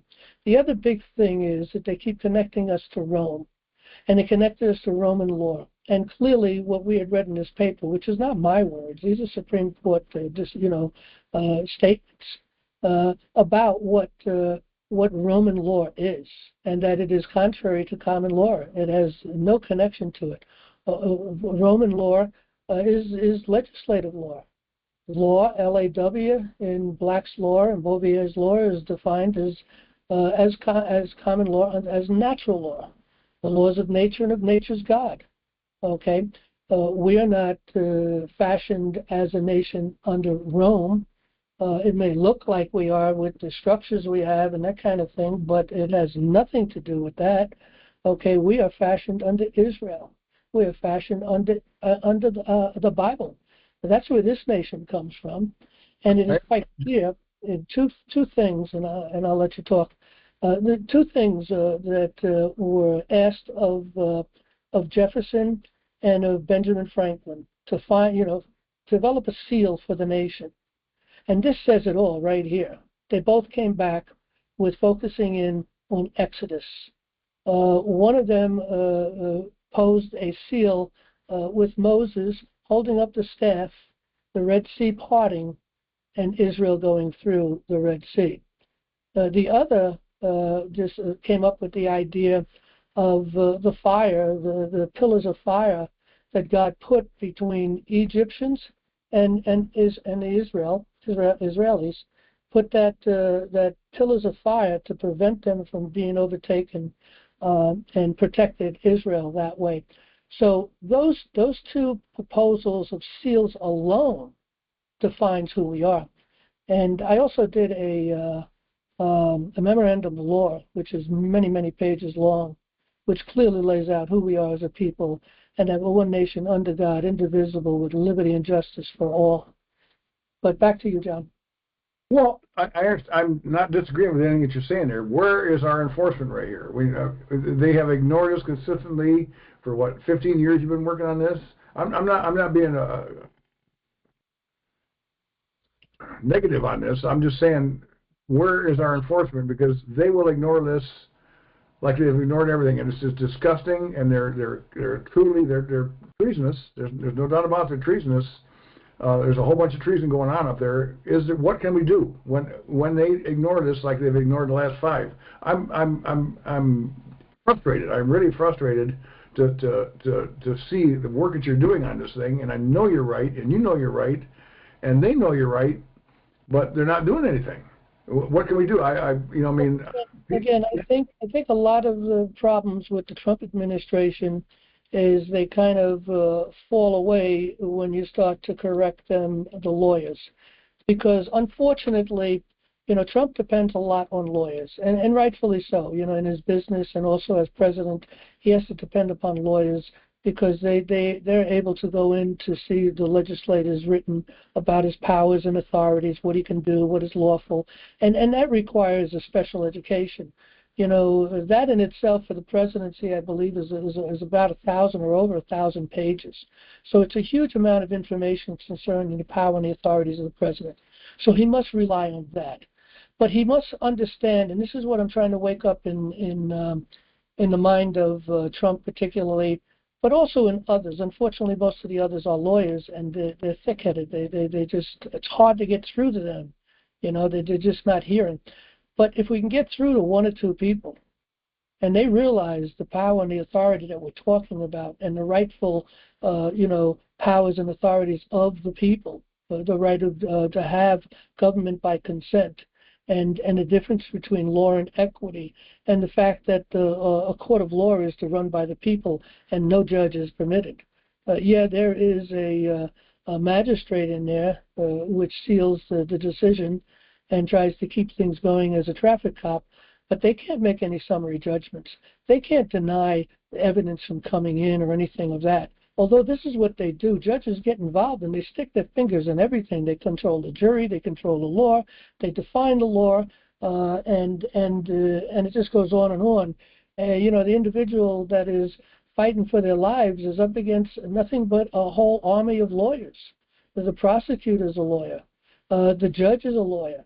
And even the person that's representing them, they're a lawyer, and they're all run into the bar. They all believe the lie that we're under, civil law through Rome. They know nothing about the Rules Enabling Act. They know nothing about history and how we got to where we're at. They don't know who we are as a people. They don't know what our heritage is. They don't know that we're under the laws of nature and of nature's God. They don't know the Constitution. Being lawyers, they don't know the Constitution. Okay, and this is what we're up against. But but by God's mercy, they'll be woken up, and we'll see what happens. We can only do the best we can, and we just have to wake up a few people. And when those people wake up, they will be dogmatic because they will see the truth, and they have to stand up for the truth. Because I believe that's the kind of people that's in this administration. Well, but again, I will say, I heard Pete Hegseth talk about 2 years ago, 3 years ago. He spoke at the place I was at, and he was sharp. And I was very impressed when I turned it back into the Department of War. And actually told me, he said, no more dudes walking around in skirts, okay? I mean, he was very straightforward. If you don't agree with it, do the righteous thing and just resign. Get out of here. We don't want you anymore to leave. I mean, that's the kind of stuff we have to have. And so from that aspect of it, I was impressed with Pete Hegseth. I was impressed with President Trump when he was talking to all the generals and stuff like that.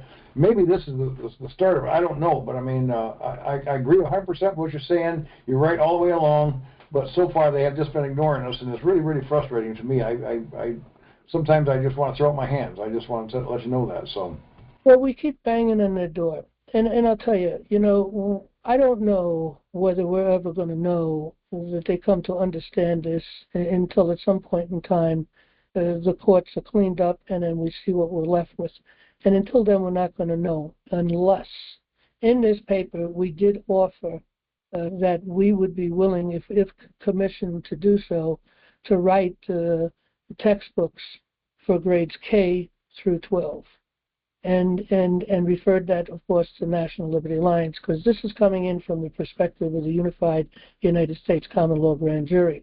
And it is the National Liberty Alliance that sponsors that Unified United States Common Law Grand Jury, as far as putting forward the necessary funding in order to file papers and do the work that we're doing.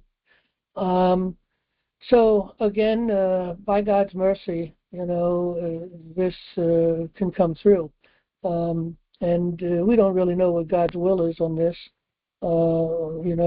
We do see a movement. I am convinced from watching lately what's been going on, and I've been kind of seeing this for a long time. And when Charlie was killed, I mean, at that point, it became very obvious to me that there is an awakening back and movement back to Christianity. That I see, and anybody who's studying the Bible, particularly looking at the Word, particularly looking at the end times, God speaks of the early rain and the latter rain. And the early rain is when the disciples were given all that power and authority to go out and bring the message of salvation to the entire world. It was done back then in the entire world and continued to this day to the entire world. And so that's been going out, and God refers at the end of the world that there would be a latter rain, okay? And that latter rain is the pouring out of His Word and people responding to it. And I'm kind of thinking that that's what we're seeing now. We do know at times. Yeah.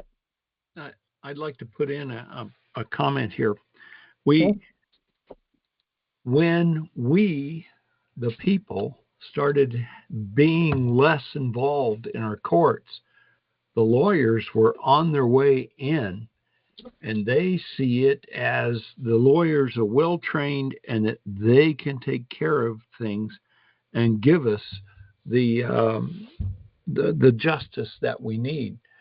I see that we need to educate a lot of people, and those people are not going to get educated unless they're doing something, reading and learning. And until we get a whole bunch of people that stand up and volunteer for juries and go in like that, we can't be taking down the way the courts are right now, because there aren't enough people. Can you imagine how many cases there would be if they weren't sifting through and using that sifting process to restrain people from having court cases that really don't need to be presented? I kind of know what I'm trying to say, but I'm not very articulate. There would be a lot of relief in the courts if they would obey the law and return justice to the courts and allow the people to run their own court. From that perspective, then there'd be a lot less cases going in trying to sue the status quo, particularly the government or big corporations, of course. Okay. So I think, this is not going to be, we're not going to be able to fix our courts through lawyers. It's the people that have to get up and fix the courts. So someone like Trump, he's not a lawyer. To get his attention, to listen to what we're talking about and consider it and start digging into it, he'll see it, okay, because he's not a lawyer. It's easy for someone who is not a lawyer to see these things. The people who are lawyers, though, they've invested so much time in their thinking. They've been taught the lie of what the law is. They truly believe that law is civil law. Look at all their lives. Anybody that's alive today and practicing as a lawyer, they don't remember a time. This goes back to 1938, okay? So they don't remember a time when the courts were free and independent, when we had common law courts. The only way they're going to learn about that is through history. Now, some of them may be woken up. They're far and in between. I know one lawyer particularly that understands the truth, and I'm sure there are other lawyers that realize the problem and do the best they can.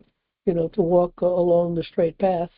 But it is an uphill battle, and we can only be successful in this if God makes us to be successful. Nothing happens outside of His will anyway. His will be done on earth as it is in heaven. So, and He's setting the stage right now. He's bringing peace to the world. It's God that's doing that. Trump is just someone who's been raised up. The Bible is clear that God says He raises up powers and brings down powers. Okay? And anybody that studies the Bible, particularly in the Old Testament, you read about a lot of people, kings and different people who were not godly people, but did God's work and accomplished goals that God was determined to get accomplished. He judged nations by war. Okay? A war would come up against another nation, and that would be God's judgment upon that nation. So again, it's not the lawyer that's going to fix the courts. The court, they are the problems in the court. The 13th Amendment says it all.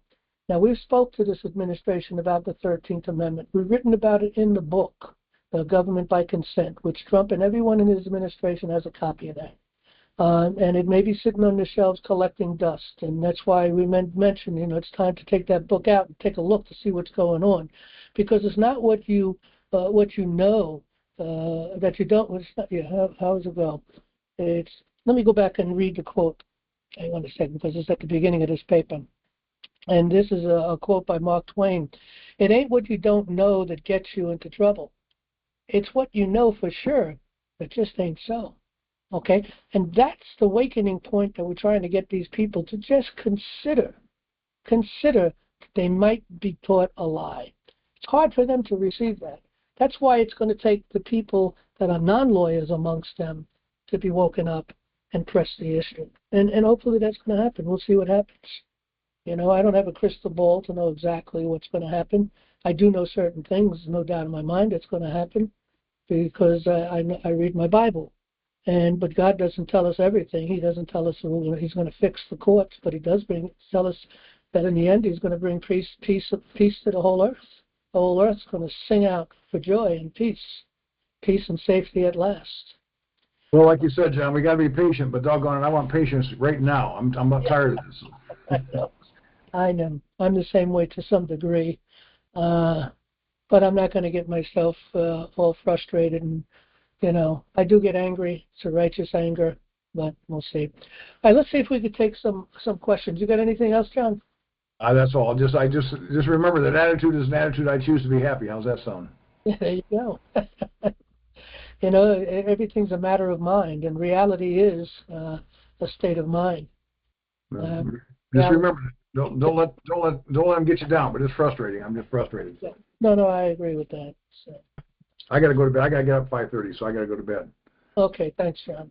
Good night. Okay, we're going to spend a little time having some questions. We'll probably go a little bit overboard tonight because we haven't really had people with questions. Kathy from Minnesota, you've been unmuted, so you got the mic. All right, thank you, John. Let's try everybody to keep it short because we have 1, 2, 3, 5 people, and I'd like to get everybody a couple of minutes at least before we close down. But Kathy, go ahead. All right. I have an issue with my driver's license. I've had my Class A driver's license my whole life, my commercial driver's license. Class A means I can drive semis.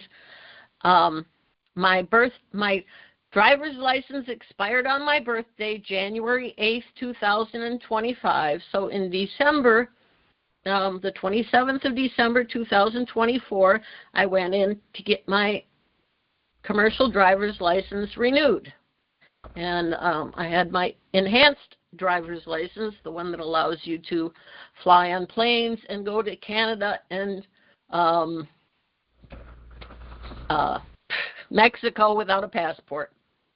Mm-hmm. So I gave them all, at the same time I renewed my enhanced commercial driver's license, I also had a name change and an address change. And I provided them with all of the documents they required for both of those things, the name change and the address change. They gave me my paper temporary license on December 27th. And then a couple of months later, and that temporary license expired sometime in April, I think. In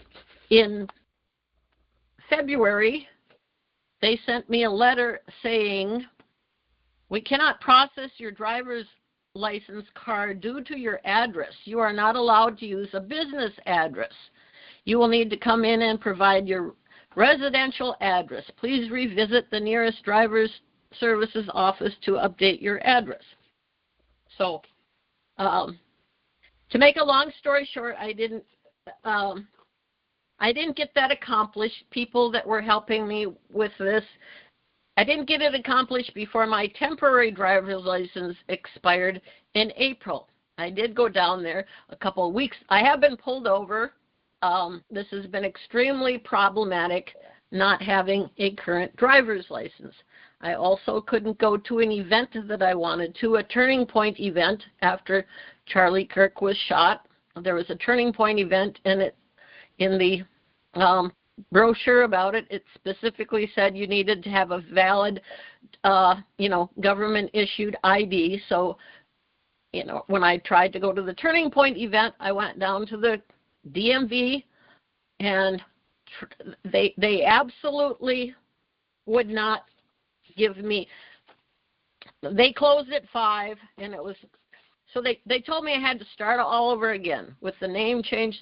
They said that there was a credit on my account, and they told me I'd have to bring in all my documents all over again. But they closed at 5. They gave me the address of a different location that was open till 6:30. Anyway, one guy that was representative that was overhearing this handed the woman a piece of paper, and it says, "Attention, CDL drivers. Updated federal documentation regulations begin March 20th, 2025. So this was about 3 months after I, renewed my driver's license in December. So on this piece of paper, it says acceptable proof of addresses, and all the things in the list I do not have, talks about pay stubs. I'm disabled. I'm not currently working. Talks about military. The only thing I have on this list is a vehicle title. It says vehicle title issued within the past year. Well, everything, including my vehicle title, has the address that I listed that's on my temporary license, the paper one. So all documents I have are at that address. So how can I possibly comply with this? While I was on hold with you, I was actually reading the statute, and it just, none of it makes any sense. What do you suggest I do about this? I don't have a current, it's really, really, really causing problems. I can't do banking. I can't do, not too long ago, I went into the county clerk to file a paper, and they gave me a hard time and refused to take my paper. I moved over to a teller, another teller, or clerk, shall I say, really. Moved over to another clerk, and they took my paper. They said, "Oh, just write this there, and that's fine." So one had more knowledge than the other. So it could be the people you're talking about don't really have the knowledge. You've got to get to someone deep inside. You want to make an appointment to literally go in and speak with someone of authority that understands these issues concerning this type of license and all the things. Well, they gave me the paper that they sent to me stating that I'm not allowed to use a business address. There's a phone number on there, and they said I have to call that phone number. But you do what they tell you to do, and take all the law and everything you put together. I'd write up an affidavit, something in an affidavit form. You may not want to call it an affidavit, but maybe you do. And you want to put all your issues down on paper, and you want to list them, certain things, what the law is, put that all together, and then try to have a conversation with someone that is capable of having this conversation, because trust me, a lot of these people do not have the ability to really get down deep into this particular issue you're talking about. But the next step from there, I would try that first again. and bring everything plus the law and say, look, I really got to solve this problem. Now, if you don't get the problem solved, then the only other thing you could do is move into court. Now, remember, you're going into an equity court. You're going up against, you're not necessarily going up against the status quo. You're using the equity, which is statutes and regulations that you work on because that's what's involved with these things. And you've got all the law and everything you need. And I think you should be able to win this in court. Just be careful with your wherefore clause, and I'd think this out a little bit, because not only would I state clearly what I was looking for to have in my wherefore clause, but also in the wherefore clause or in the paperwork and also attached inside the wherefore clause, you want to make the point that you will, if there's anything that I'm missing that I have to do, I'll accomplish that, and that you should be able to get into the court case. You shouldn't have to put in the wherefore clause. But anyway, that you'll accomplish that if there's any, and then they have to tell you what that is at that point. But they should be able to tell you what that is anyway. So if you go and sit down with someone that's supposed to be knowledgeable, I definitely would report that conversation. And then I would write that conversation up point by point, and then the point by point of what you did to accomplish that point by point. And then when you go back to that person with the things that they said, if they deny it or anything at that point, you want to not pull out the recording, you want to pull out the paper that could be turned into an affidavit if you have to go to court to lay out, well, this is what you said, these are the list of things, and these are my list of accomplishments, and this is what I've done, and this is what I got. They should be able to give it to you. So when I call the phone number that they told me to call, the phone I number, wouldn't call a phone number. I would go down to see these people. I may call the phone number to make an appointment to go see these people, but you want to go face to face. Forget the phone. Well, the letter came from the driver and vehicle services department. When I went into the place where the license bureau place, they told me I had to call that phone number. So I can call that phone number and tell them I want to make an appointment and come in person. Right. You have a sort of a complex problem, but you're being given conflicting information, and you really need to solve this problem. I'd like to come down and lay out all the things I have, all the things I've been told, and all the things I've done, and try to get this accomplished. And if there's something I'm missing, maybe you can tell me so I can do that. And our next visit or our next conversation would be the completion of this problem. And again, if that doesn't work, then that's when you go to court. It's an equity court. And you shouldn't have a problem because they don't have a problem. It's not like you're going up against the status quo of this. You're just going up against a bureaucrat that doesn't give you the right information or enough information you need, or conflicting information or whatever. At least in the court, the bottom line is for the court to accomplish the fact that the other side has to tell you, well, what is it that I'm missing if I can't get it? What is it I'm missing? But anyway, that's what I would do. But I got to move. Well, I will do that, and then if I have to go to court, then I'll talk to you again next week or whatever. Okay. All right. Thank you, John. You got it. Bye-bye. Bye-bye. We'll take our next person. Looks like Brett. You got the mic. Go right ahead. Yeah, good evening, John. My question is, I have a situation that just came up with my daughter. It's out of the blue, just going to court. So disorderly conduct, and being waived into adult court. So I was just wondering, I guess, how could I stop this or challenge? How old is your daughter? She will be 17 next month. She is the one. She has been. I've been dealing with a lot of legal issues with her for the last couple of years now. What state are you in? I'm sorry? What state? I'm in Wisconsin. Wisconsin. Well, at 16, I think they can hold her liable for disorderly conduct. I'm sure there is an age limit. Every state has different, but I think pretty much, 16 is something. What is the consequence? What's a fine, or what's the consequence? Don't know. There's a hearing on Wednesday, and the public defender wants to meet with her tomorrow. And it was a situation where she was attacked from behind, and so she's caught up in this mess with other people, and supposedly the one that attacked her was or close to being an adult themselves when it happened. Okay. Well, it sounds like you're probably going to get through this without a major problem, I think.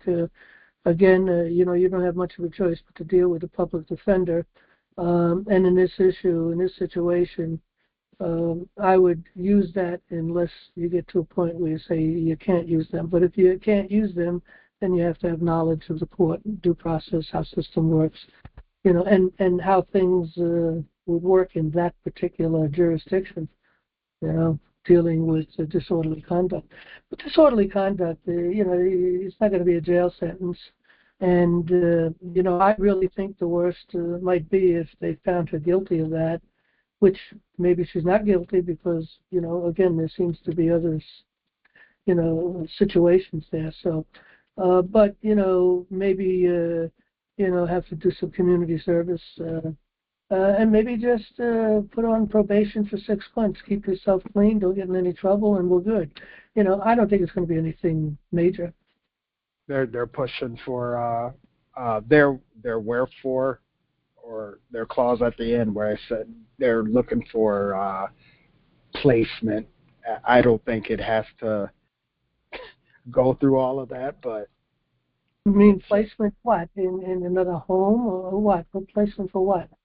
Yeah, or placement with other, I guess, who the court deems necessary. Oh, that sounds kind of silly. I don't think they'll go that route because she's turning 17.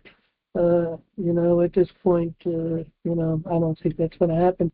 But until you go in and talk with the public defender and maybe get your first hearing, you'll know what's going on at that point. And if it's problematic, then you're going to have to make a strategy. But the strategy is going to have to be without a lawyer, because the lawyer is going to play ball with the court. And to go up against these people, you have to have the knowledge and experience too, because experience plays an important factor when you go into court. You live and you learn. The school of hard knocks is the best school, but I really don't think this is going to be a problem for you. You remember, the courts also like to shake you up, especially someone that's young, that's going in for disorderly conduct. They want to give the worst case scenario to frighten them and shake them up, and if all goes well and they're not resistant to the court, and and they got a good behavior, I don't think it's going to go bad. I really don't. But you'll know after the first hearing. I think if you talk with the public defender and have your first hearing, you're going to know where this is going to go at that point. Does it make sense for her to write an affidavit or tell her story, what happened? Absolutely. Yes. You want to sit down and write, she wants to write everything, and you want to go through that over and over and over again, finding better words, trying to express it better. On the one hand, less is more, so you want to try to keep it minimum, but you want to cover everything. And that doing that, first of all, you just write it the way it is, and then you start massaging your paper, maybe finding different phrases, different ways of saying something, or whatever. But you want to make it clear. And then once that you perfect that affidavit, then you want to get it notarized, and you want to have a couple copies when you go into the court, and you're going to want to offer it into the court. The public defender, they're trained to tell the people to be quiet. and they're usually very resistant against that with an affidavit. But you need to be pushy on that if they try to resist that and say, no, I think it's important that this judge understands what took place. And if you have a witness or two that was there that could do an affidavit, 2 or 3 affidavits, the affidavits rule the court. Remember, the other side has to come in with an affidavit to rebut it. And if nobody rebuts that affidavit, then that affidavit stands as truth in the court of law. And if they, you'd win in the appeal process most likely if the judge went the opposite direction. But they don't like that in court. They just they don't like to see affidavits in court. And lawyers just don't want that to be done. But see what happens. You definitely should push it through. So to get it notarized, would her signature be notarized, or would it be mine? Yes, no. She has to come in to do the notary. Does she have a picture ID? I know a school had a school ID. Well, but not a state ID yet. Okay, well, go into what I would do is do the affidavit either way anyway, okay?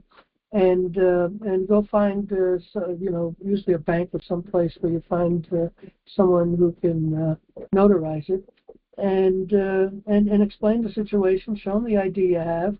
And if that ID isn't sufficient, maybe because you're the parent, maybe somehow your signature could be put with her signature, and you could both sign it. I'm sure there's a way around it. And if not, just produce the affidavit as it is without the signature, and tell the judge you'd like to swear right here in the court on that affidavit because she doesn't have the proper identification to get notarized, and they're not accepting me to be a joint situation, joint factor in this situation, to be able to get this sworn statement on the record. You want this sworn statement on the record. Now, The lawyer can do that, but you've got to be careful of the lawyer because, the lawyer is going to swear on your behalf. That's all hearsay. They hold it as being something, but it's just the protective mode that they use, okay? Because ultimately, in a true court of law, that's not going to stand up, because the lawyer's swearing on your behalf is hearsay, no matter how you go about it. Now, the lawyer's office, there must be someone in the lawyer's office that's a notary, because they need notaries all the time. I mean, it just makes sense that the secretary is going to be a notary, and that secretary should be able to notarize it. Okay, so even as a minor, she can get. She needs to make that sworn statement. If you can make a sworn statement, you should do an affidavit. Anybody else who can get, again, the more affidavits, the better it is. So, I got to move on. Okay, just one last question. If she does she have to speak to a public defender, or could she opt to have the public defender speak to me and I speak for her? Well, you should be with her, and you should work together. Right, which I will.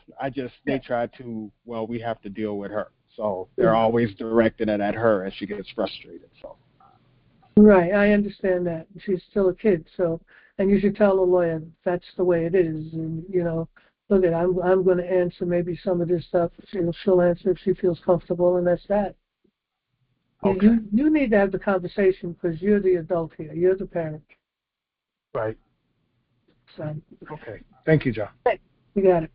All right, we'll take our next caller here. Let's see. We'll click from here. Okay, Curtis, you got the mic. Go right ahead.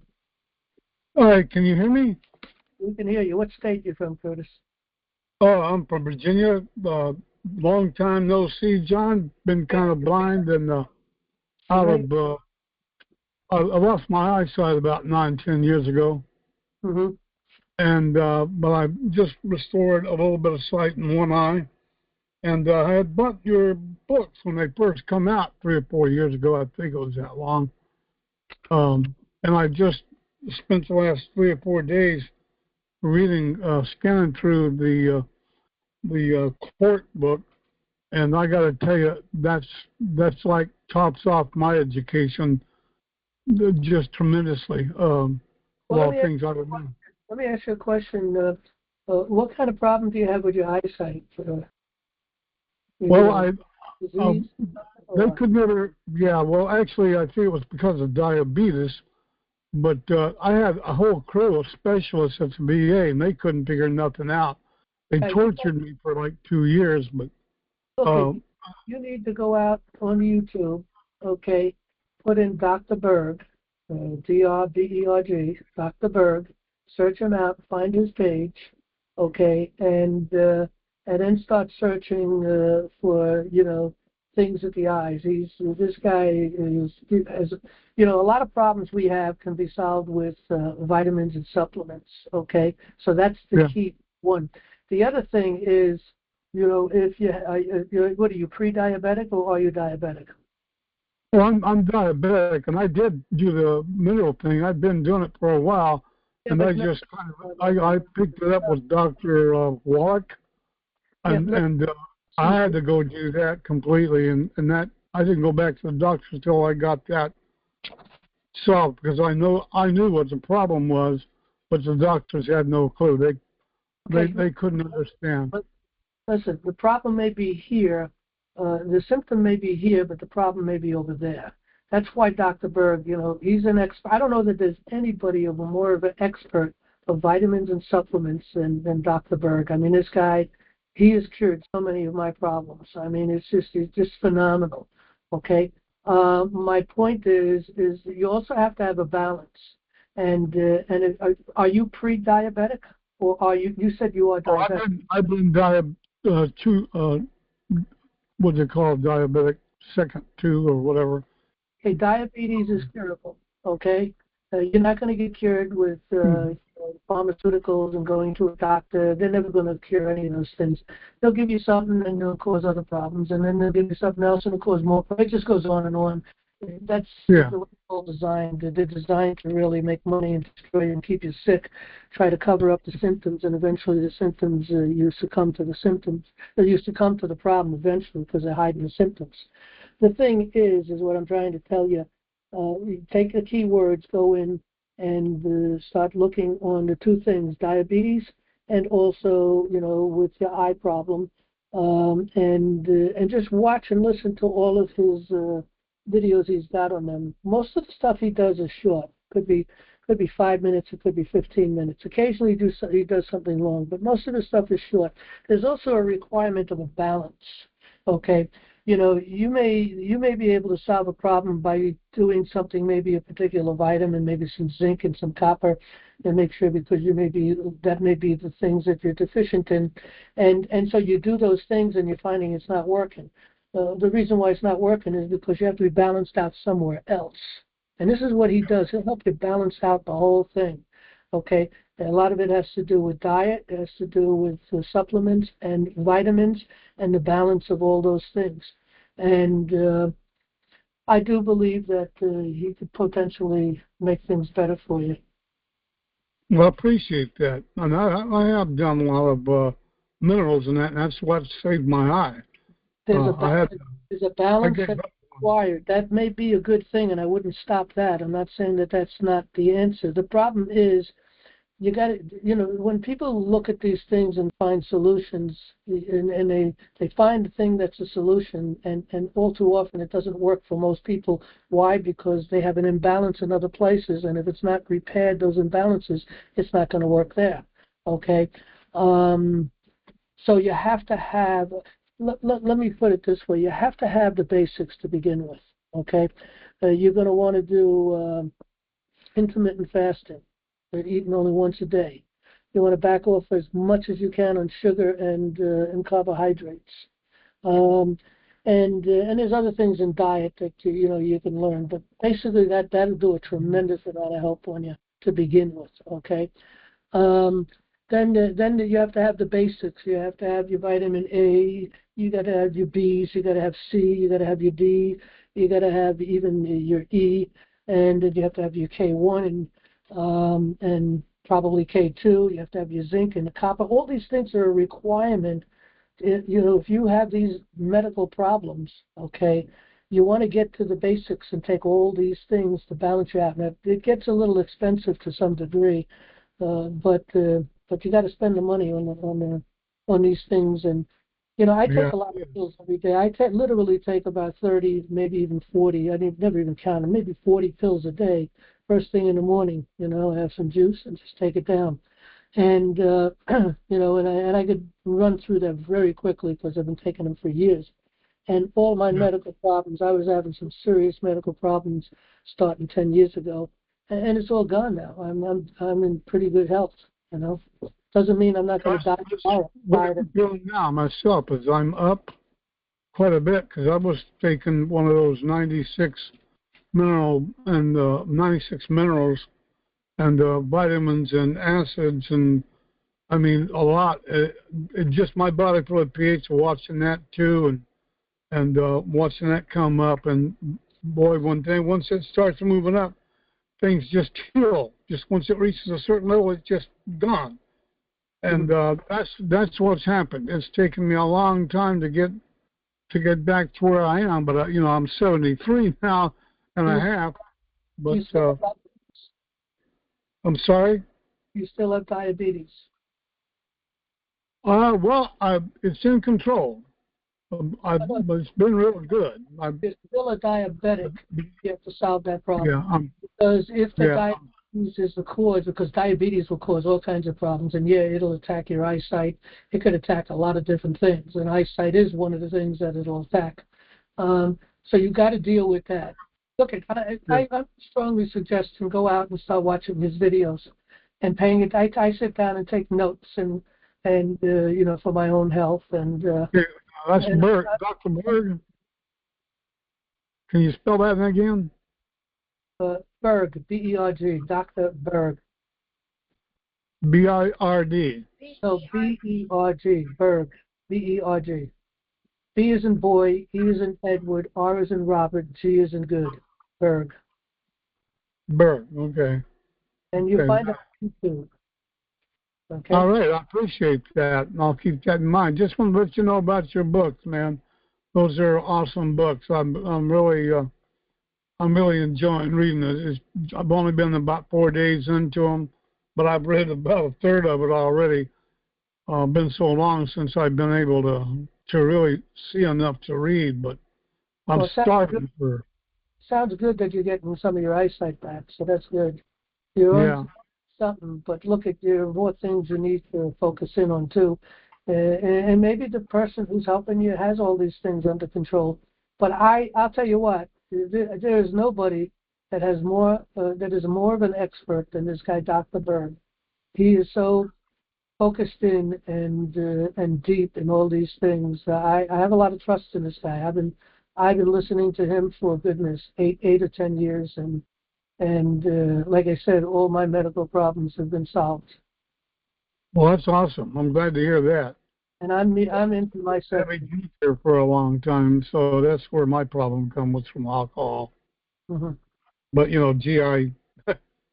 GI from the old time, Yeah. But I did it to myself, so it was just a responsibility thing. But I just want to let you know I really appreciate these books that you have written. Those are awesome pieces of work. Well, this extraordinary presentment, I think that's awesome. I'd like to be in on signing that one. Mm-hmm. Well, look at I find it very exciting, and so my research, I think anybody that starts looking into these things, they'll find it exciting. And the main reason they'll find it exciting is because it's empowering. Oh, yeah, absolutely. Knowledge is power. Yeah. You probably don't remember me, but I've been with you since... I recognize your name. I remember. Yeah, about 15 years, and I've been a small member now, but because, I hadn't lost my income and my business, and when you're blind and you can't hear, there ain't much you can do. And then we had the COVID and all this other crap going on, and my age, it just knocks you out for a while. But I'm kind of coming back now, and I'm learning how to walk again. But I enjoyed. I just wanted to make mention to the books, and I got here just in time to hear you read this presentment, and it just makes me feel so good because I haven't had a good fight since I've been back since I was back in the Tea Party before Trump got elected. And boy, that was the best thing we ever done was fight to get him elected. Absolutely. Yeah. And I can see, I've been kind of keeping up with you guys somewhat, and I'm glad to hear you still on the boy. I can't believe they haven't solved that deal. That's murder, and they're calling him, they're being given medals and heroes. I didn't know that. I've always been pissed off over that. I'll be posting this extraordinary presentment on the front page in the next couple of days, and you should go in there. Everybody should go in there and look up those videos that we have because it's unbelievable. I heard today on the news that that there is no lineup between the ballistics. They're finally coming out with that with this kid that killed Charlie. That the ballistics isn't working, it's not lining up. That whole thing was insane. I mean, look, there's something wrong. You go watch these videos. There's something wrong. Yeah. I have. I haven't watched them on here, but I've been watching them on YouTube pretty much here lately. And it's just terrible. I was up on it to date back on the Lavoie issue. I remember watching all of that and bringing all that out with the Tea Party and with a few other important people that I knew back then. But this thing with Charlie Kirk is unbelievable. I don't know if you were listening in at the time back then with Lavoie Finnegan, because we did indictments on that. We indicted a lot of people, and including the FBI and state police, and a lot of even Comey's in that indictment. I think that was part of that too. I do remember that. Yeah. Well, we'll be attaching the indictment to this paper, this presentment. So anyway, we've got one other person, and it's getting late, and I need to finish Just up. wanted to say hi to guys. You all take care. Thank you. Okay, thank you. Appreciate it. Bye-bye. Okay, take our last caller here. Anonymous, what's your first name and your state? Yes, good evening. My name is Elizabeth. I'm in Arizona. Can you hear me? Yep. All right. Your voice sounds familiar. I think we spoke before, maybe, but go ahead. Yes, we have. Yeah, I'm one of your students. So there's so many things. I've got a few questions, but those can be another time. I wanted to just mention, because I was listening to your, the letter that you've written, and I found it very strong and very direct and to the point. And I'm just giving you feedback that as one person, okay? The thing that I was concerned about was, because you were talking about mentioning like how things were not reported accurately about these men who were being glorified when they've actually murdered, Lavoie. So, and then you brought in other examples like Butler, and then also Charlie Kirk. And the thing is that, again, they create these conspiracies, and then they accuse us for being conspiracy theorists, and it's just crazy. And but I was concerned because I understood why, and this is just a friendly, mild feedback, that's all. But that, you did go into some detail about Butler, and then also drew a parallel with the shooter at, in Utah with Kirk. But my concern was that by going into the detail about the bullets and stuff, it kind of took it off track from the strong, letter that you were writing about, your view of Kash Patel and how he's, what he did was very much misinformed.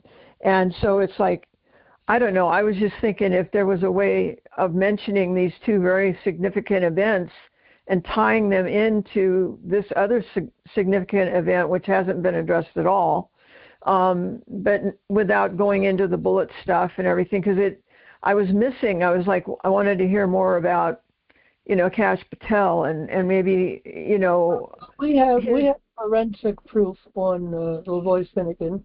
We have forensic proof on a second shooter for Charlie. Okay. For those cases, and we have a lot of evidence, or some evidence anyway. We didn't get too much into the Charlie case, and we didn't get too much into the Butler. The attempted assassination of Trump. We didn't get too much into that, but we wanted to bring some points up. We threw some get those up there and get that. Right. So the focus of the paper was twofold. Okay, first of all, we wanted to respond to Cash concerning those awards that he was giving out, and to the people who actually, those four individuals, actually are the murderers. They're the ones that shot him, set it up, tried to take out that child in the car, and two other people in the car. There was three people. One of them was a child, and they tried to take them all out. They would not allow these people. And then it's written up the way it looks, as if they were, hostages, and they were saving the hostages. They were trying to kill everybody. It's clear on the evidence. That evidence we have is crystal clear. We did play that particular video, the forensic evidence, I think a couple of weeks ago. I listened to it. I could probably watch it on there, but I without knowing it, I chewed all my nails off. I mean, it was very well done audio wise, and I understand exactly what you're talking about. That video wise too. I mean, look at that video on its own, and it's a forensic report. This is not just a video. It laid out specifics and facts, and it's documented. It's a documentary documented. That video on its own is enough to get a conviction, to convict all those four people and give them the death penalty. That video alone, the evil that. And then with the rest of the evidence, I mean, we have 90. For goodness, I mean, I forget. I have so many. I think it was 90. Documents, and I forget how many videos and how many audios we had. But the thing was this: I wanted to do something concerning Lavoy Finnegan once I heard about him giving these awards out, and but at the same time, I wanted to take opportunity to talk about the law, because we need to fix our courts. And I've already spoken in other papers to Trump and to others and to Bondi concerning the law, but this was more focused in on some things that what they were taught and what the facts are. I mean, they're in civil law, we're in common law. We're in common law. Let's call it natural law. So the laws of nature and of nature's God is the key difference, because these people, if you can just get through that point to these thick-skulled people, if they'll only listen for a few minutes and realize, okay, you're talking civil law, and civil law is law that comes from, legislators. So it's legislative law, it's the law of the city, it's called municipality law. Okay, that's what you claim is the law of the land, which is a lie from hell, because let's just go back to our founding document, the foundation of all our documents, the foundation of law, which is the Declaration of Independence, which makes it clear the laws of nature and of nature's God has nothing to do with legislation, has nothing to do with man. So if we can just wake them up to that one point, to see that one contradiction, maybe at that point they may say, well, maybe I should look a little more into this. But they're also, you see, the other problem is greed. Okay, greed is a big problem. Lawyers are greedy. That's any lawyer. I really feel that with every lawyer I ever met. It's greed. They're into the money, and they don't care whether they win or lose. They just want to make as much money as they can, And I'm sure there's a few lawyers that are not necessarily like that have a conscience. But the bottom line is that's the problem that will constantly take them away. And the New World Order knows that the minions that created the minions of the New World Order, the New World Order that created Dominion, shall I say? They know that, and that's a big thing to pull people along. You give them fake law, and you use that fake law to make a lot of money, and make it simple for them. because most lawyers are pretty simple. They always say the same thing. They have nothing new, nothing new. Right. And I've been in this for 15 years now, and I'm telling you, there's nothing. These guys are morons, absolute morons. They're not thinkers, but they just regurgitate things, and they're all regurgitating the same thing. Of course, once in a while you get someone who's a thinker and takes it from a different perspective. But most of them are morons. They really are. Just like mainstream media. Mainstream media is the same. They all say the same thing. It all comes from the same place. They do they report what they're told, and they've had videos where they butt them up against each other, like 10 of them, and they've all said almost verbatim the same thing that same night. And so it's the betrayal. It's this painful experience of betrayal is violent, in of itself. But I guess. So at least you'll be filing this, and then it will be there down the road. If they don't do anything, or I mean, we're not going to stop pushing. I can't. I'm sorry. We're not going to stop pushing this. Yeah. We will continue to every opportunity I have to be able to write another paper to add to this, then we'll write another paper and add to this. And but again, all we need is a few non-lawyers, because look, lawyers are not. They're hard to turn. It's almost impossible. I don't want to say it's impossible, but it's very difficult. But these seem like decent people. But the bottom line is there are some people who are not lawyers, and those are the ones that we want to get to, because you see, a non-lawyer is able to see this a lot more faster and clearer than a person who's a lawyer, because they have a mindset and they're already correcting your error in their minds. This is crazy. These people, I can't listen no more. They just don't want it. They've been trained not to hear it too, Yeah. But anyway, look, we got to go. I got one of the person. Thank you. Thank you very much. Okay, thank you. I'll be around. Yeah. Take care. Talk to you later then. All right, we'll take our last caller. Only got a couple of minutes, really got to go. But Robert from Texas, you got the mic. Robert, you got the mic. I don't know if you're muted on your side. We're not hearing anything. Oh, thank you, John, for your excitement about laws of nature and nature's guide. I'd like to make the laws of nature and nature's guide even more visceral, and if we go to this, maybe they will understand, and that is the first law of nature, and that is the ability to protect yourself, and that's with whatever you got. That's your lips, that's your fists, that's your teeth, your feet, whatever. So they got to understand the first law of nature, and that's the right to defend yourself. And they're not allowing us to do that, and that is wrong. That's like tying your hands behind your back and trying to exercise your first law of nature, that to defend your life, and you can't do it when you're handcuffed. Anyway, that's about all I got to say. I'm going to hang up and listen.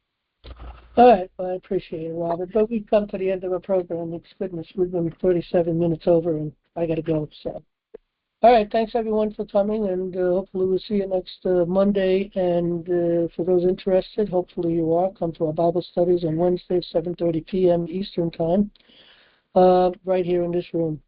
Okay, good night, everybody.